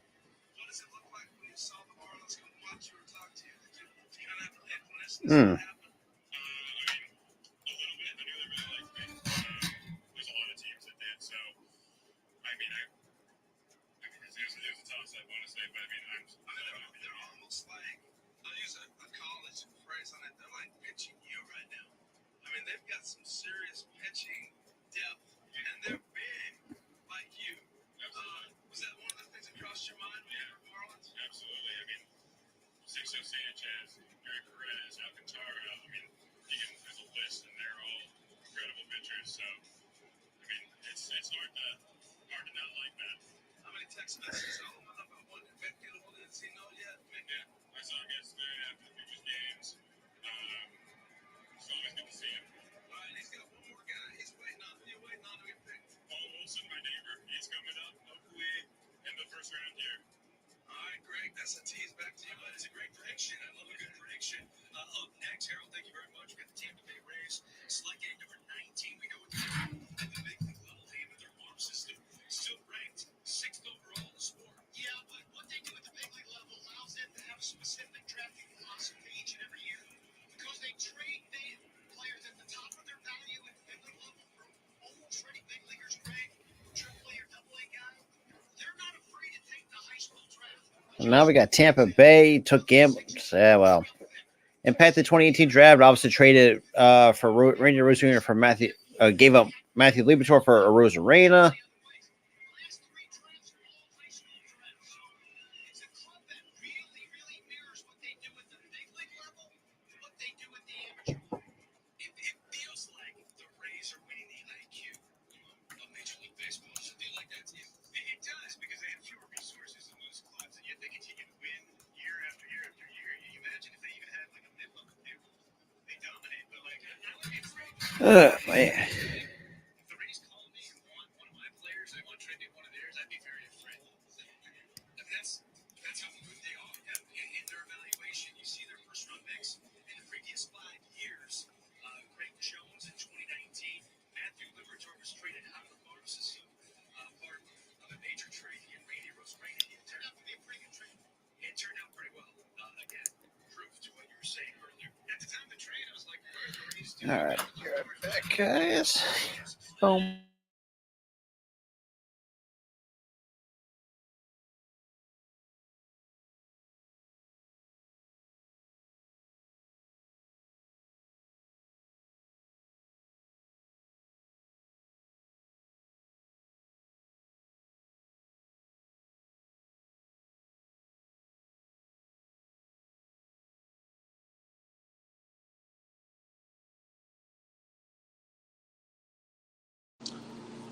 All right, so right now they have Tampa Bay Rays. Pick is in already. Yeah. To give us the Rays first round pick in the 2023 draft. With the 19th pick of the 2023 MLB draft, the Tampa Bay Rays select Braden Taylor, a shortstop from TCU. So Braden Taylor, shortstop out of TCU. This is a young man we've never seen strong in college baseball. He had 324 as a freshman of the year in 2021. You go, he had 314 as a sophomore this past year. He had 23 home runs, drove in 70 in 67 games. Brandon Taylor felt like he had a lot of helium coming into draft night. I mean, for me, I think he's one of the more consistent performers in college baseball in the last 3 years. His batted ball profile, meaning ground balls, line drives, fly balls, were as good or better than anyone in college baseball in the last 2 years. So I thought he gave up a little bit of hitability this year to get into a little bit more power. His power is more pull side. He's going to have to learn to hit the ball the other way a little bit. I think he's a work in progress defensively at third base, but he does not chase up at all. He does not swing and miss pitches in the zone at all. Two really, really great characteristics for him. You see him having his draft night moment as he's about to step on the stage. I gotta say, he drafted as a shortstop tonight. Specifically, they named him as a shortstop. That grabs my attention as he shakes Commissioner Rutherford's hand. And he's about to have his draft night interview with Xavier Scruggs in front of the thousands of fans here in attendance at Lumen Field. Let's hear from the TCU Horned Frog, Braden Taylor. And you got Toronto. Brandon, when you think about all the times that you dreamt of being drafted, I mean, it's still such a surreal feeling. You know, I'm just very grateful for everything. I mean, this is awesome. And to now, when you think about the times that you really have put into getting better year after year after year, what has ultimately put you in the position to be where you're at today? Just continuing to get 1% better each day, and that's the same mindset I'm going to take into this organization. So I'm very grateful for the Rays for selecting me. I'm just ready to get to work. Congratulations on being a Tampa Bay Ray. Brandon Taylor from TCU off the board, number 19 overall to the Tampa Bay Rays. His moment, he's not alone. Other moments coming your way after the break live. All right, so we got Toronto is on the clock.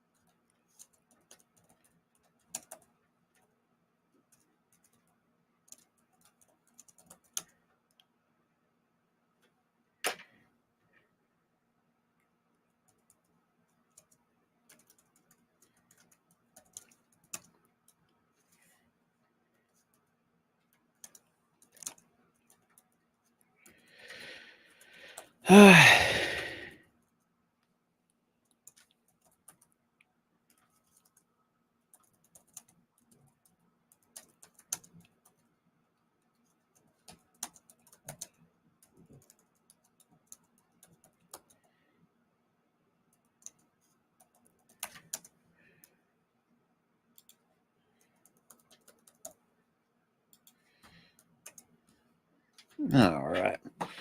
So Toronto is on the clock, but shout out to the three that's in here as well.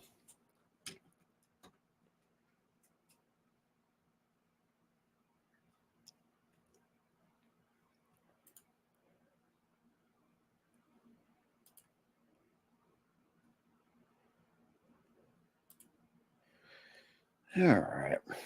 Let me see.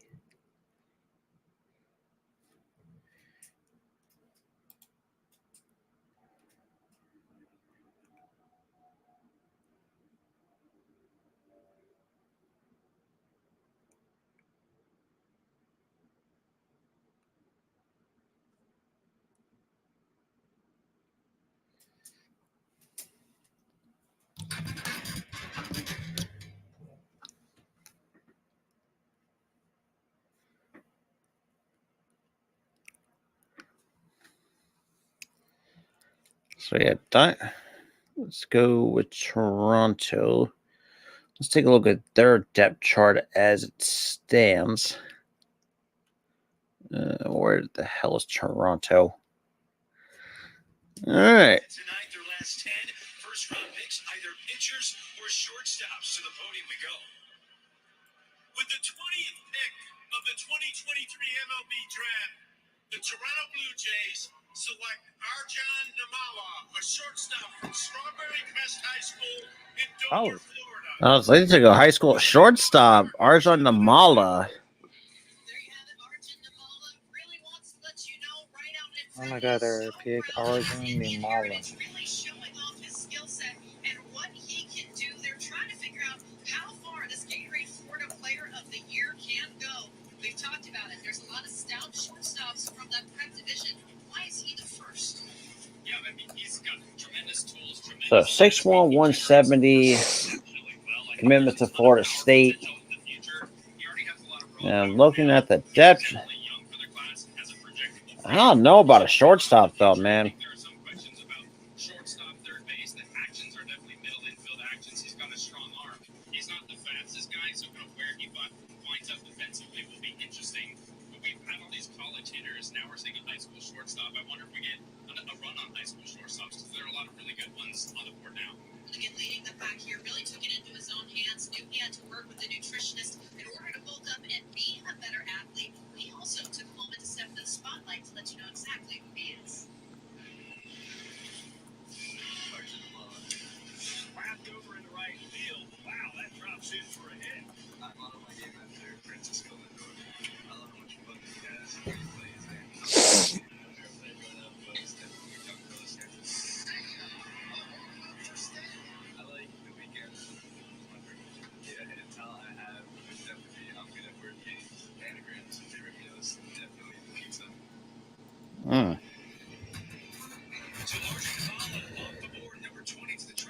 And we got the Cardinals right now on the clock. A chance to beat him. Harold and I were on the set live with Arjun, and Harold, he blew us away. Did he not?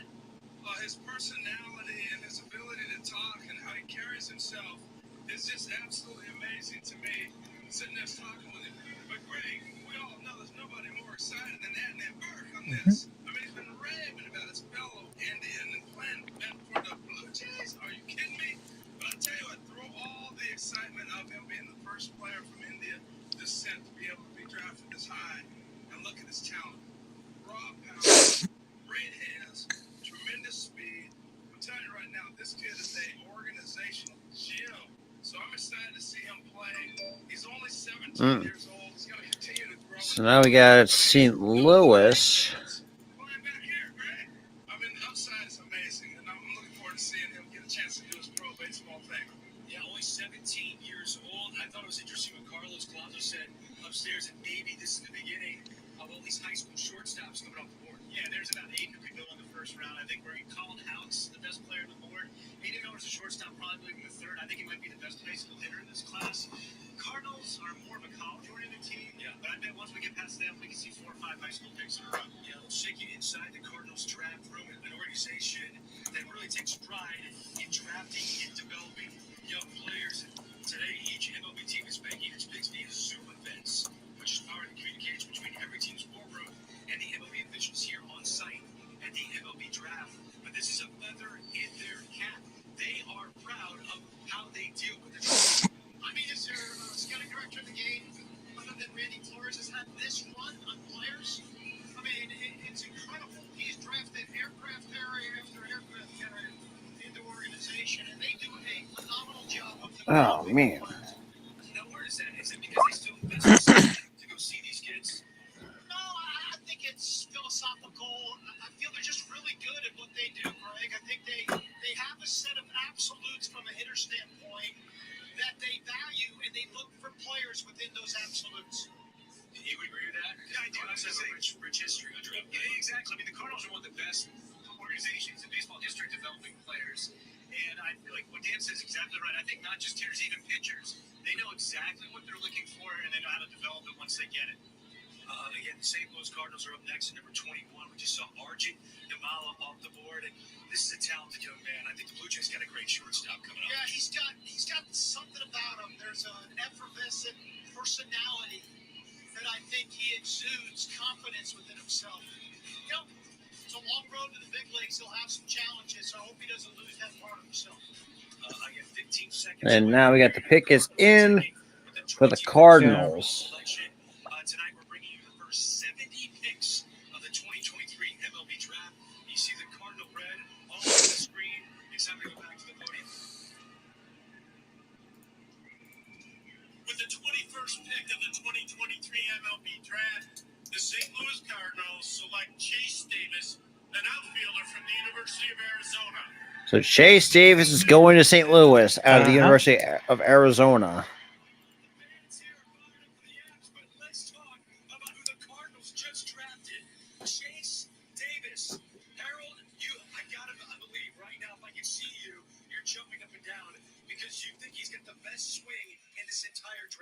Right? Oh, Greg, I love this kid.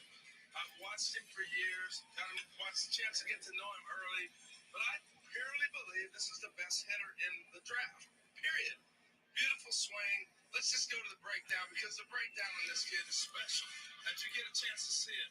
Here it is. I got a chance to talk to him, Greg and I at the combine. Personality off the charts. But the first time I saw him swing, he hit this ball in a game at night. I was watching. I was like, who is this kid swinging? And it reminded me of him. Yes, Carlos Gonzalez. I want you to see the swings. The pass gets to that point. What's explosive? I got Seattle right now. So close in similarity that Carlos actually saw him and said, "You hit better than me, me." And they got a chance to really develop a relationship with top hitting. And nothing greater for a younger player than to have a major leaguer with Carlos's tools be able to tutor you. That's how close they became. But I'm telling you what. So notable players from Arizona selected in the draft: Chase Davis, Mark Melancon, Scott Erickson, JT Snow, Trevor Hoffman, Kenny Lawton, and Joe McGuire. That's not too bad of a list. I had. About him. Yeah, this Chase is special. Loud contact when he swings the bat. He manages his zone really well, takes his walks, crushes mistakes. He's an excellent defensive player. And you're right, Harold, his personality off the charts. Chase, I'm proud of you. Really happy for you. So what am I missing? The best swing, I agree with Harold. It's a beautiful swing. Why is he not the top 5, top 10 pick? Why is he going at number 21? It goes back. We talked about that pandemic affecting this draft. There's so many good college hitters. Somebody had to go in the 20s. And I don't think it's reflective of his talent. I just think there's so many options that a couple guys were going to have to fall. And I was telling you, is this a Cardinal draft or what? I mean, like Jordan Walker falls in the draft. Randy doesn't mess on him. This guy falls in the draft. He snatches him up. They just have a way of seeming like they do this year in and year out. Yeah, Chase Davis, whose numbers were absolutely ridiculous in 2023. He had 362 and 21 home runs. That is an uptick from the year before, 289 to 362. So what did you notice anything that he did differently this year? I think he just needed a bat under. Once he got a bat under his belt, Man. he understood what he could hit, what he needed to take, took his walks, major damage. He's the guy in the lineup. You have to know where he's at. He's going to change the game with one swing. But that's the reason why he fell. Because of the other hitters that we've looked at have gotten taken, they've had consistency of performance over a number of years. Interesting. He must have been on your mind when you had many things on your mind. You knew you had a special talent, and when he came to school 3 years ago, you knew this is where he was going to end up because of the makeup, the talent, and how much he loves playing baseball. Up next, we get the Seattle Mariners, and no doubt this could be the X Factor team on draft night tonight, correct? It is. They got a lot of picks. Yes, Seattle Mariners. Very, very good at drafting college pitching. At Emerson Hancock in 2020, George Kirby in 2019, Logan Gilbert at 2018. Not afraid to draft high. Well, that's kind of what the Seattle Mariners are kind of known for it nowadays. Notable draft 1987, Ken Griffey Jr. and Dave Burba.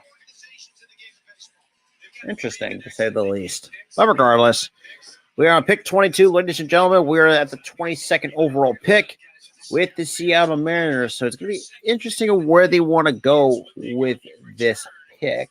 Breaking camp with Julio Rodriguez inside the draft room. This is an organization that can make a lot of noise here on draft night. The Seattle Mariners. So right now, the Seattle Mariners currently own the 22nd, the 29th, and the 57th overall pick. Or is it and the 30th? I'm sorry, I forgot to mention that as well. So 4 draft picks tonight. Back-to-back picks, 29 and number 30. So this is a big night that can shape the future of their organization and how apropos that it's been a big deal in front of the Seattle baseball frenzy. So again, moments away from finding out who they're taking first of 3 in the top 30. 3 picks in the top 30. To the podium we go here on MLB Network.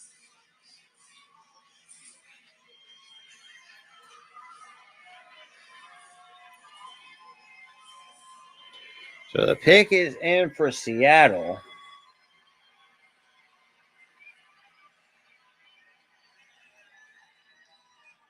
Tonight, we welcome a very special young man, 9-year-old Tiago Viernes, who has an unbreakable bond with one of baseball's brightest young stars.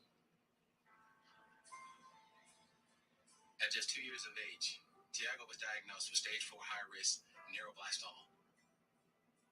Following his diagnosis, the Viernes family moved across the state from Wapato, Washington, so that Tiago could be treated in Seattle Children's Hospital, where he underwent the most rigorous cancer treatment in existence. 7 rounds of chemo, surgery to remove his tumor, 2 stem cell transplants, 12 rounds of radiation, and 6 months of immunotherapy. Last summer, Mariners outfielder Julio Rodriguez asked the organization for a local cancer survivor to honor. And at the Midsummer Classic in Los Angeles, Julio wrote Tiago on the Stand Up to Cancer placard. Today, Tiago's back in Wapato, living cancer-free and playing baseball.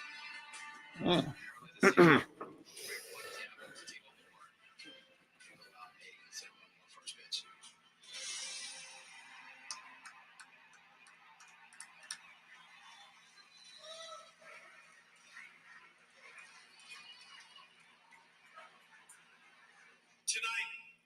recognize Tiago's immense courage in overcoming his battle with cancer. We're thrilled to invite him to the stage to announce the Seattle Mariners.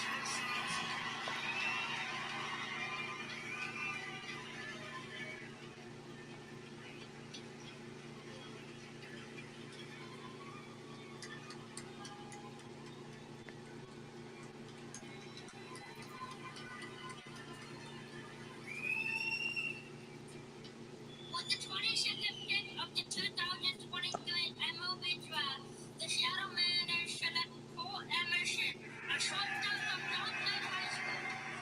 Colt Emerson is a Seattle Mariner, high school shortstop from John Glenn High School in Ohio.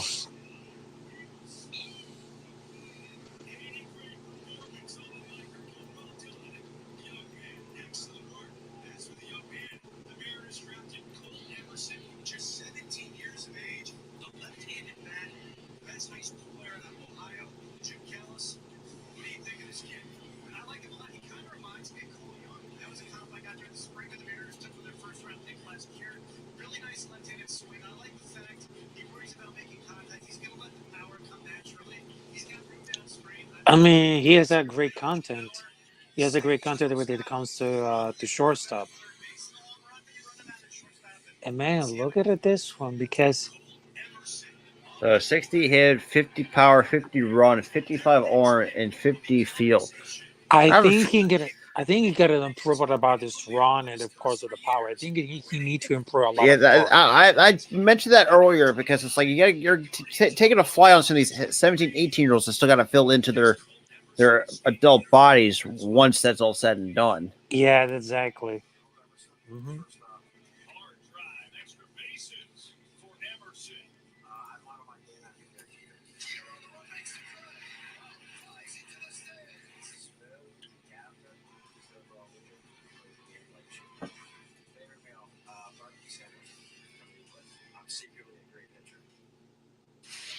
Seattle fans love the pick. Cardinal fans love their pick. Chase Davis from the University of Arizona. We got fans from all over the country here at Lumen Field. Now we got Cleveland's now on the clock. MLB draft, which continues after this. The 2023 MLB Draft. Oh shit!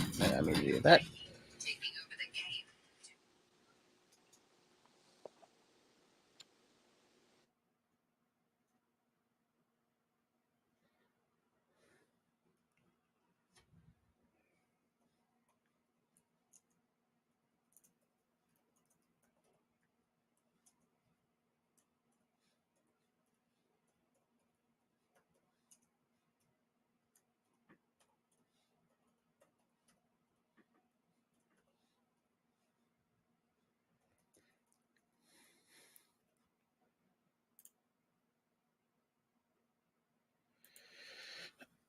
game. Dang. Alrighty.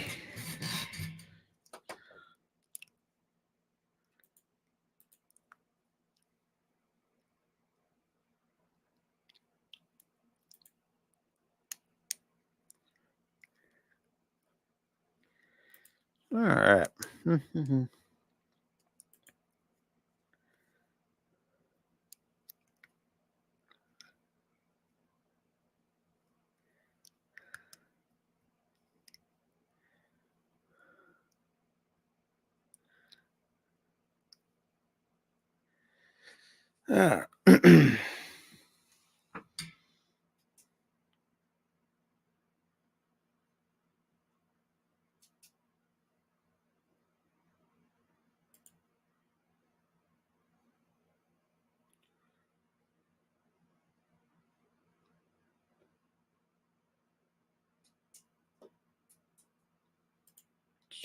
Do.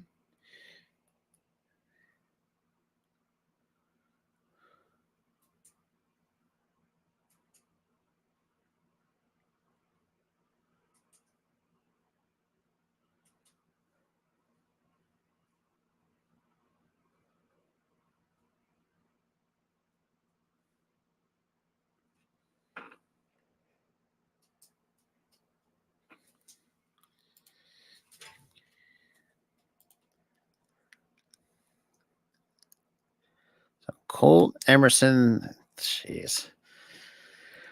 Let's just hope. Hope the Phillies can make the right choice, either outfield or get more pitching. Damn. Live from Seattle, we're at the football stadium, Lumen Field, home of the Seahawks. We're all about the draft. We're giving you the first 70 picks. Up next, the Cleveland Guardians. They own the fourth best farm system, according to our friends at MLB.com. They're moments away from adding to it at number 23. We just saw Colt Emerson, high school shortstop out of the state of Ohio. He went 22nd to the Mariners. What do we expect from a team like the Guardians? They take polished hitters. I would see him going for one of the better hitters in the draft who's on the board here. There's House, there's Miller, there's Ralphie Velasquez out of Cleveland. Well, we're about to find out. Yeah, let's go to the podium where the commissioner's going to let us know who the Guardians are taking.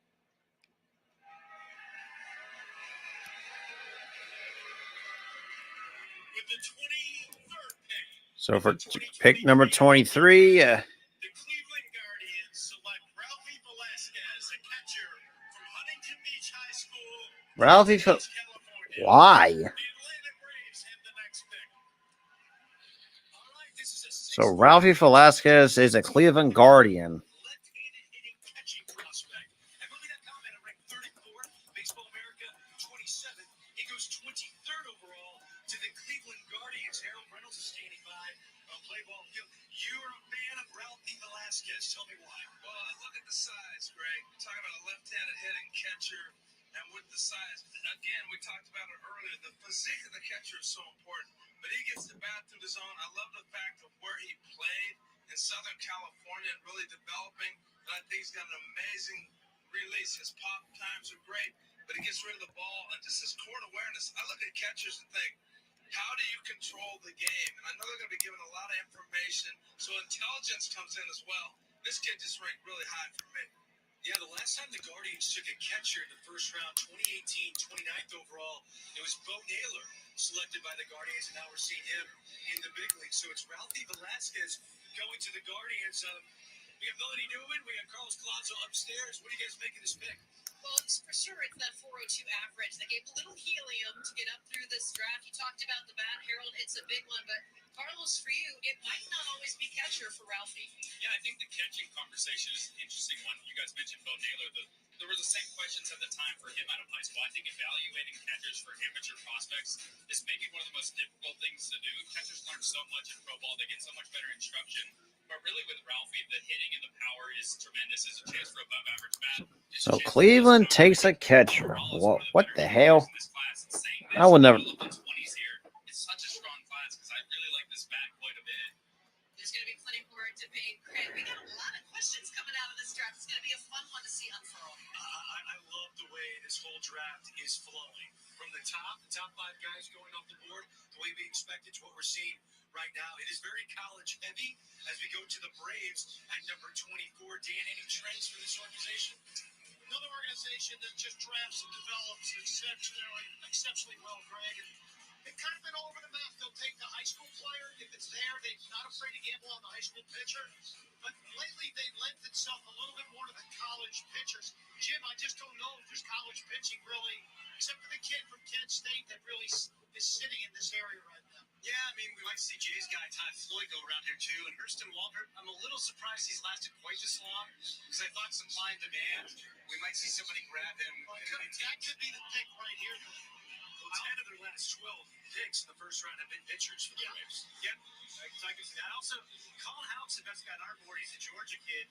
Really good shortstop. I'm wondering if they might do that. Oh yeah, Atlanta now on the clock. Still got Colin Houck, Aiden Miller, Hurston Waldrep. Just to name a few, man. They had a lot of other better prospects still on the board. What was it? Just really deep shortstop. Not say deep, but just a lot of shortstops coming out of this year's draft class. Somebody's going to get Aiden Miller, and he's going to be a steal. I'm wondering, maybe they're pushing him down to those Mariners picks. The Mariners have money, but somebody's going to steal Aiden Miller in the 20s. That's really interesting, too, because their scouting director left early in the year, Dana Brown. So they have now replaced Dana Brown with their scouting director. They're a deep talent in front office, but Dana Brown did run their trips. He did, and right now, this farm system is ranked 30th. according to MLB.com. So they've used a lot of their young talent at the big league level. That's why they're thriving the way they are at the moment. Yeah, I think there's most of the 29 other teams that trade places with the Braves. They don't have a great farm system. Big league teams rolling, and we'll see what they do here. All right, so it's up the Braves at number 24. Rowdy Velasquez off the board. I pick number 23 to the Guardians. To the podium we go. So the pick is in for Atlanta. Of the 2023 MLB draft, the Atlanta Braves select Hurston Waldrop, a right-handed pitcher Whoa. from the University of Florida. So Hurston Waldrop is an Atlanta Brave. Well, Jay Johnson, this is a young man you saw up close. Hurston Waldrop, 14K per nine last year, around the same. Oh, Hurston Waldrop rings the bell. I mean, In this draft, outside of false games and stuff, he can really get people off balance with his off-speed curveball slider, give him a different look.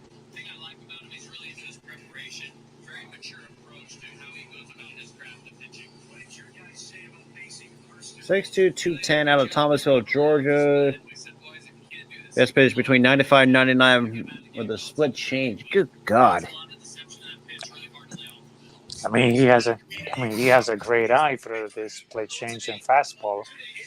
I mean, if you look at the coach, I mean, if you look at the prospect coach when it comes to like at the pitchers, you have to check it out about the velocity and of course the speed of the pitching style. That could be like anything could happen like this one. All right, so right now they have it goes to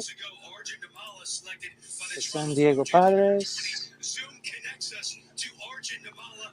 Arjun, congratulations. We saw your reaction with your family and friends earlier. What did that moment feel like to you? And more specifically, If Brandon Strope is still on the board, come to Philly. what does that mean? I can't express my feelings of where right now. Just being around with my support system and the people around me, this means a lot to me. And later for the Blue Jays, I can't wait to get that pro career started. Terrell here, man. How you doing, buddy? Little Lindor, little Francisco Lindor. Remember that at the combine? Tell me you sound like him. Tell me about your folks and the people sitting with you and how important they've been to your life.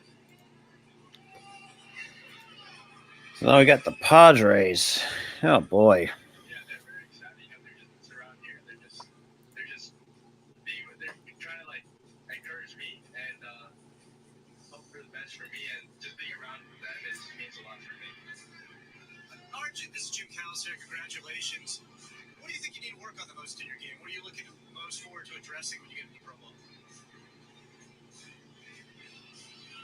Yeah, I think I can work on all aspects of my game. There's not a certain aspect that every aspect of my game I feel like is very good, and I feel like I can improve in every part. So there's not a certain aspect that I think really needs much work. Just everything worked on, I think better. Well, I think it's an organization that's pretty good at developing young hitters. Shed, Vladdy Guerrero, just to name a few. Maybe Arjun Namala can be added to that. All right, so where do the Padres go from here? Thank you, guys. All right, there you have Arjun Namala, who, it's one of the higher upside guys, right? This entire draft class. Yeah, we thought he had a chance to go 10, 13, going pretty high in the draft again. This trend we keep seeing, the college guys went first. They're pushing the high school guys down. I know the Padres have been hoping for a high-ceiling high school guy to get to him at 25.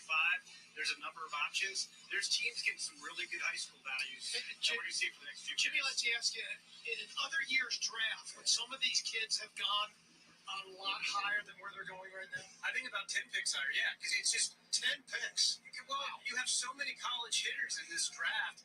Teams love college hitters. They're relatively safe. You have track record. They're quicker to the big leagues. And we have, this draft, I didn't count them. It might be 15 of them gone in the first round so far. And most of them went ahead of these high school guys. Well, the Atlanta Braves love pitchers. They've gone 11 of the last 13 first-round picks are on the mound. Melanie Newman, Palazzo. Hurston Waldrop, one of my favorite arms in this this draft class. What do you guys think? I don't think you're alone in that opinion at all. I've been hearing a little favoritism up here as well. Now, listen, this is a guy that Cal Sullivan flew out to the Netherlands to see him pitch before he ultimately left Southern Miss to become a Florida Gator. Why is this guy commanding that much attention? I mean, I think this stuff here at this pick is such tremendous value, especially when you're pairing him with a team that's done such an excellent job with pitching development. I mean, it's plus stuff across the board. I think this is phenomenal value and a phenomenal player team pairing. I love this pick. And we have all seen, again, the Braves know how to turn out pitching, Greg. Yeah, Melanie, no doubt. They get kids to the big leagues, and they look like they're polished and ready to contribute in a pennant race because the Braves are always in a pennant race. As for the San Diego Padres, And the pick is in for San Diego. in the sport. Why is that? They were number one at one point. Traded a lot of their guys. To the podium we go. With the 25th pick of the 2023 MLB draft, the San Diego Padres select Dylan Head, an outfielder from Homeward Flossmoor High School. So a high school outfielder for the San Diego Padres. And again, now you got your Yankees on the clock. Oh, there, Rafi. This is a left-handed bat, left-handed arm. Dylan Head can absolutely fly, Jim. He can absolutely fly, Greg, is correct. He's kind of a high school version of Enrique Bradfield, and that not only does he have 80 speed, he knows how to use it. Great routes in center field, top-line defender, steals bases, more physical than Enrique Bradfield. He's 6'1", 185. I think he's got a chance to So they got Dylan Head. So 55 hit, 40. Yeesh. And again, you're taking a hot fly on a very raw prospect. Yep.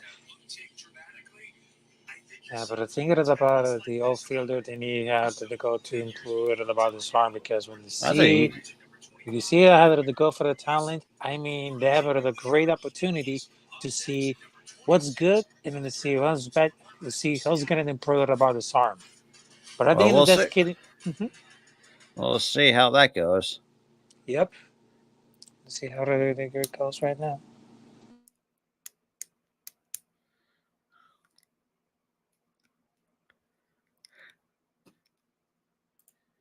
Alrighty. I still got to go through the Yankees, then my Phils, then the Houston Astros, and the Mets, and then the Dodgers after that. Oh boy. Yes.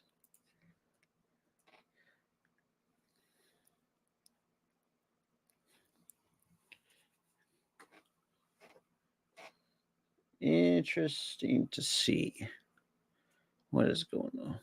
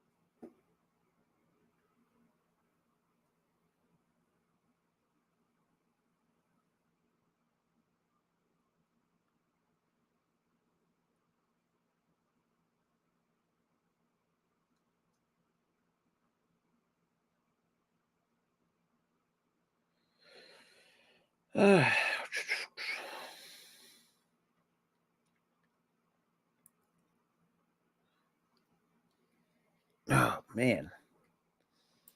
So the Yankees are on the clock, which is Oh my God. Let's see what they got over here because I think they're going to need something real better. Yeah, I hope so. I mean, you got to go pitching or outfield help because, good lord, They need something about or a third baseman if that's the case.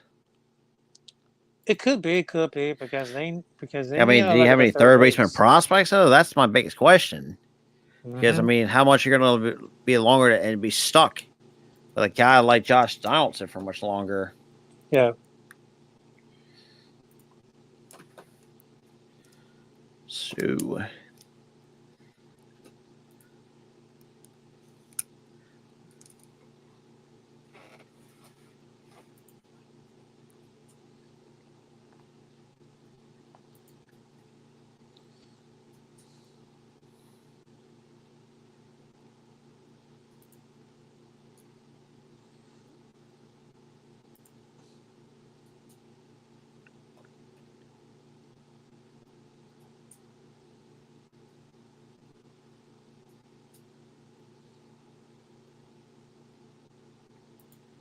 oh boy, it'd be nice to get the pick in if you're cashing in the Yanks.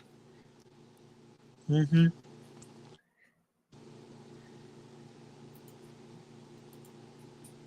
But we'll see. Yeah.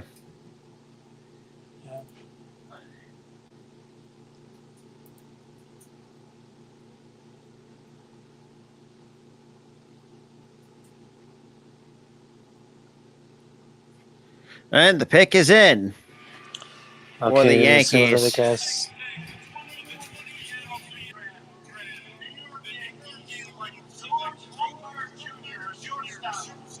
Whoa! Yeah, I took a shortstop. Oh my God, they got a shortstop. What? I thought they're gonna need like an outfielder or pitcher or third base. I guess not. I mean, George All right, this Lombard doesn't make it. Jr. That does not make any sense to me. I don't think it doesn't make any sense. I mean, that they had a shortstop with the Gulliver Preparatory for Florida. County Athlete of the Year for classes 5A and 2A.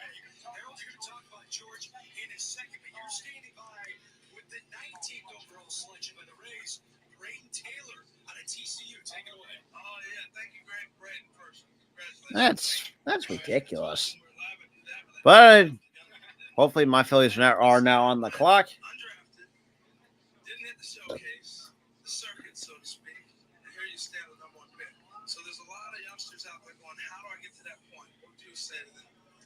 First thing I say to them is, you don't have to make tremendous strides each day. As long as you just continue to get 1% better each day, you can hit your head on the pillow and say, I had a good day today. So as long as you keep compacting those days, you're going to Oh, he was the. Oh shoot! He was the father of George Lombardi Sr. when it was in 1994. be able to live on my own. But I think I've grown tremendously since being there. And, I just can't thank them enough for putting me in a great position. Well, and the beauty of this, you grew up in a cold weather state, in a sense, in Utah. You weren't out in Florida or But California. why did they choose another shortstop? Because they needed like That a does not pitcher make any sense or because you got Anthony Volpe exactly. We and just had Anthony who else the hell do Volpe. you have? Indoors. How important was that for you? Oh, it was massive, especially, since, like you said, we have a ton of snow that comes up there. So you got to get creative. Like you said, Exactly. We just had Anthony Volpe and of course Gleyber Torres, which is a Yeah, I second think baseman Julian and Torres is more of a shortstop. second baseman the way how he's built. Exactly. Like it doesn't. I don't know. I want to know who's in your fucking scouting department. I mean, the scouting department had to go for like. It doesn't make any sense because of the scouting department, because, and honestly, as it comes to the general lines, no one has to be the perfect because I think they're gonna bring all the players, but they need That how to still go doesn't make what's it. their role. I've known George. I played against him, against his dad. Great job, Brad. Not only is the shortstop, but also the third base. Look at the swing. And I watched George Sr. He can hammer some balls, hit great power. This guy's And now they show some highlight of George Lombard Sr. or something Yeah. with Detroit. being able to swim, and I really think he reminds me Mhm. of Marcus Simeon. I watched Marcus Simeon move. I watched George Jr. move, and it reminds me so much of how Marcus has got to where he has to, the work ethic and just the body type, the body size. Now I know George stands a little bit taller, Dan, but I tell you what, he still reminds me a lot of Marcus Simeon. Like that, Dan?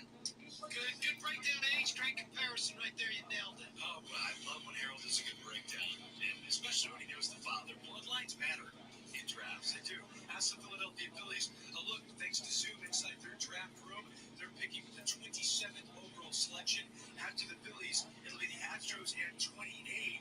Then we'll see the compensation at 29 for the Mariners, having their prospect win Rookie of the Year. So the Mariners are close to their second pick. And the pick is in for the Fighting Phils. Let's see what we got over here for the Phillies. I mean, they need something, anything incredible I mean, about this pitching, draft. outfield, maybe another first baseman.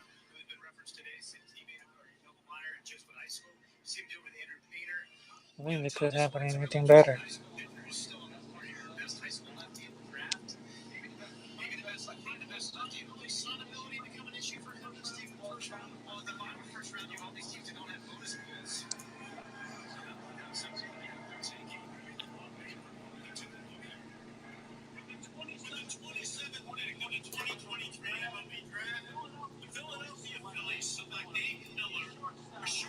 Really? A shortstop?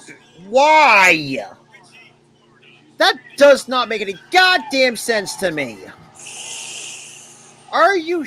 Fuck. Oh, they just choose Why? Aiden Miller, a shortstop. Why? I mean, that's the issue for the scouting report. That's the issue. Oh, I really do not like this at all. I mean, there's something about wrong for the scouting report because how the heck is going to choose a third baseman, a shortstop, instead an outfielder? I mean, that's kind of How are they missing going the to sense. with a fucking pitcher here at this point?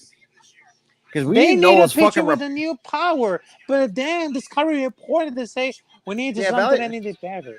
God, I hate... Oh man. Oh, boy.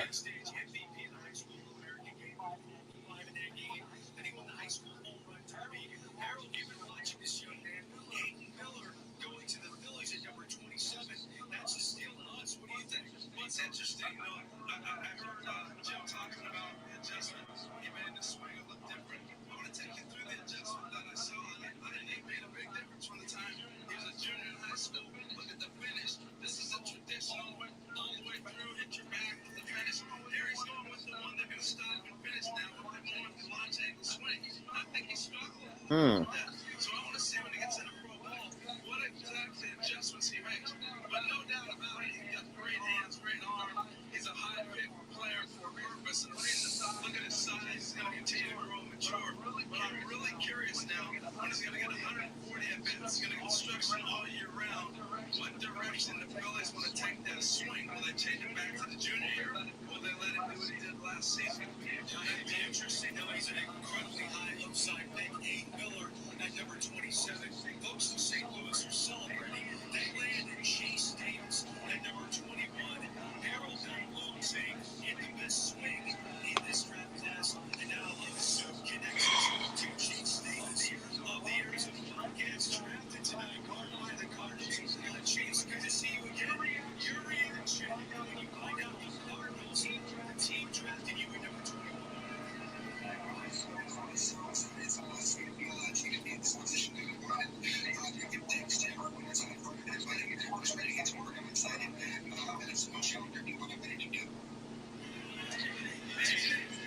I don't like that at all. No. I mean, 6'2", 205. Jesus. Oh, jeez.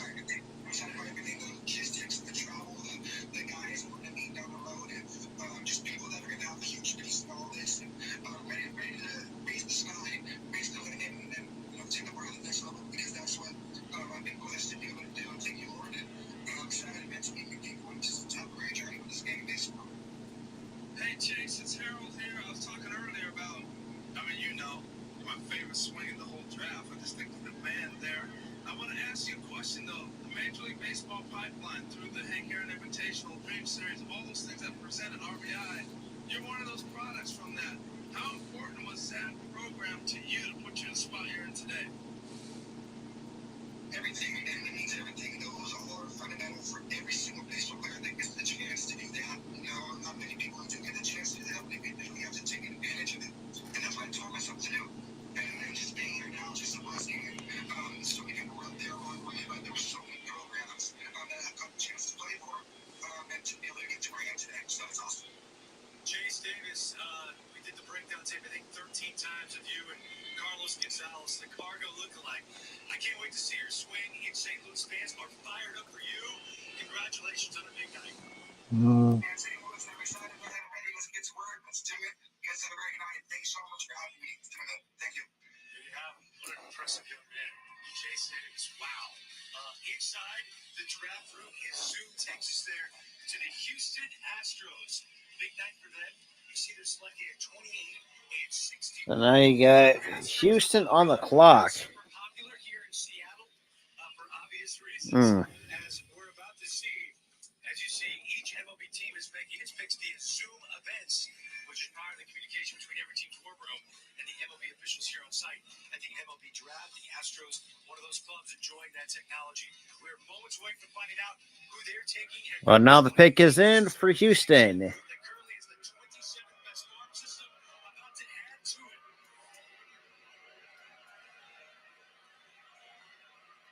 With the 28th pick in the 2023 MLB draft, the Houston Astros select Bryce Manning as a shortstop from the University. Man, what is with these shortstops getting taken right now? I do not understand this whatsoever. First round of the 2023 draft. The draft will resume in 5 minutes. Announced by MLB Senior Vice President of Outfield Operations, Raul Ibanez. Oh, they love Raul Ibanez in Seattle. And look at what we've just seen. Bryce Matthews, a bit of a surprise, Chip. Ranked 57th on your list. Baseball America. Shit. The Astros take him at 28. Yeah, I think most teams viewed him as a second-round pick, but it doesn't matter. You get drafted by the team that likes you the most. He was one of the better all-around athletes in this year's college class. Moved to shortstop as a sophomore. Looked better there this year as a junior. Might want to be more of a center fielder in the long run. A great year in Nebraska, Greg. Ops over 1,200, 20 homers, 20 steals, plus speed, plus raw power. Oh, man. I think it's more of a power over hit profile. So that's, I think, what keeps happening. This is ridiculous, to be quite honest.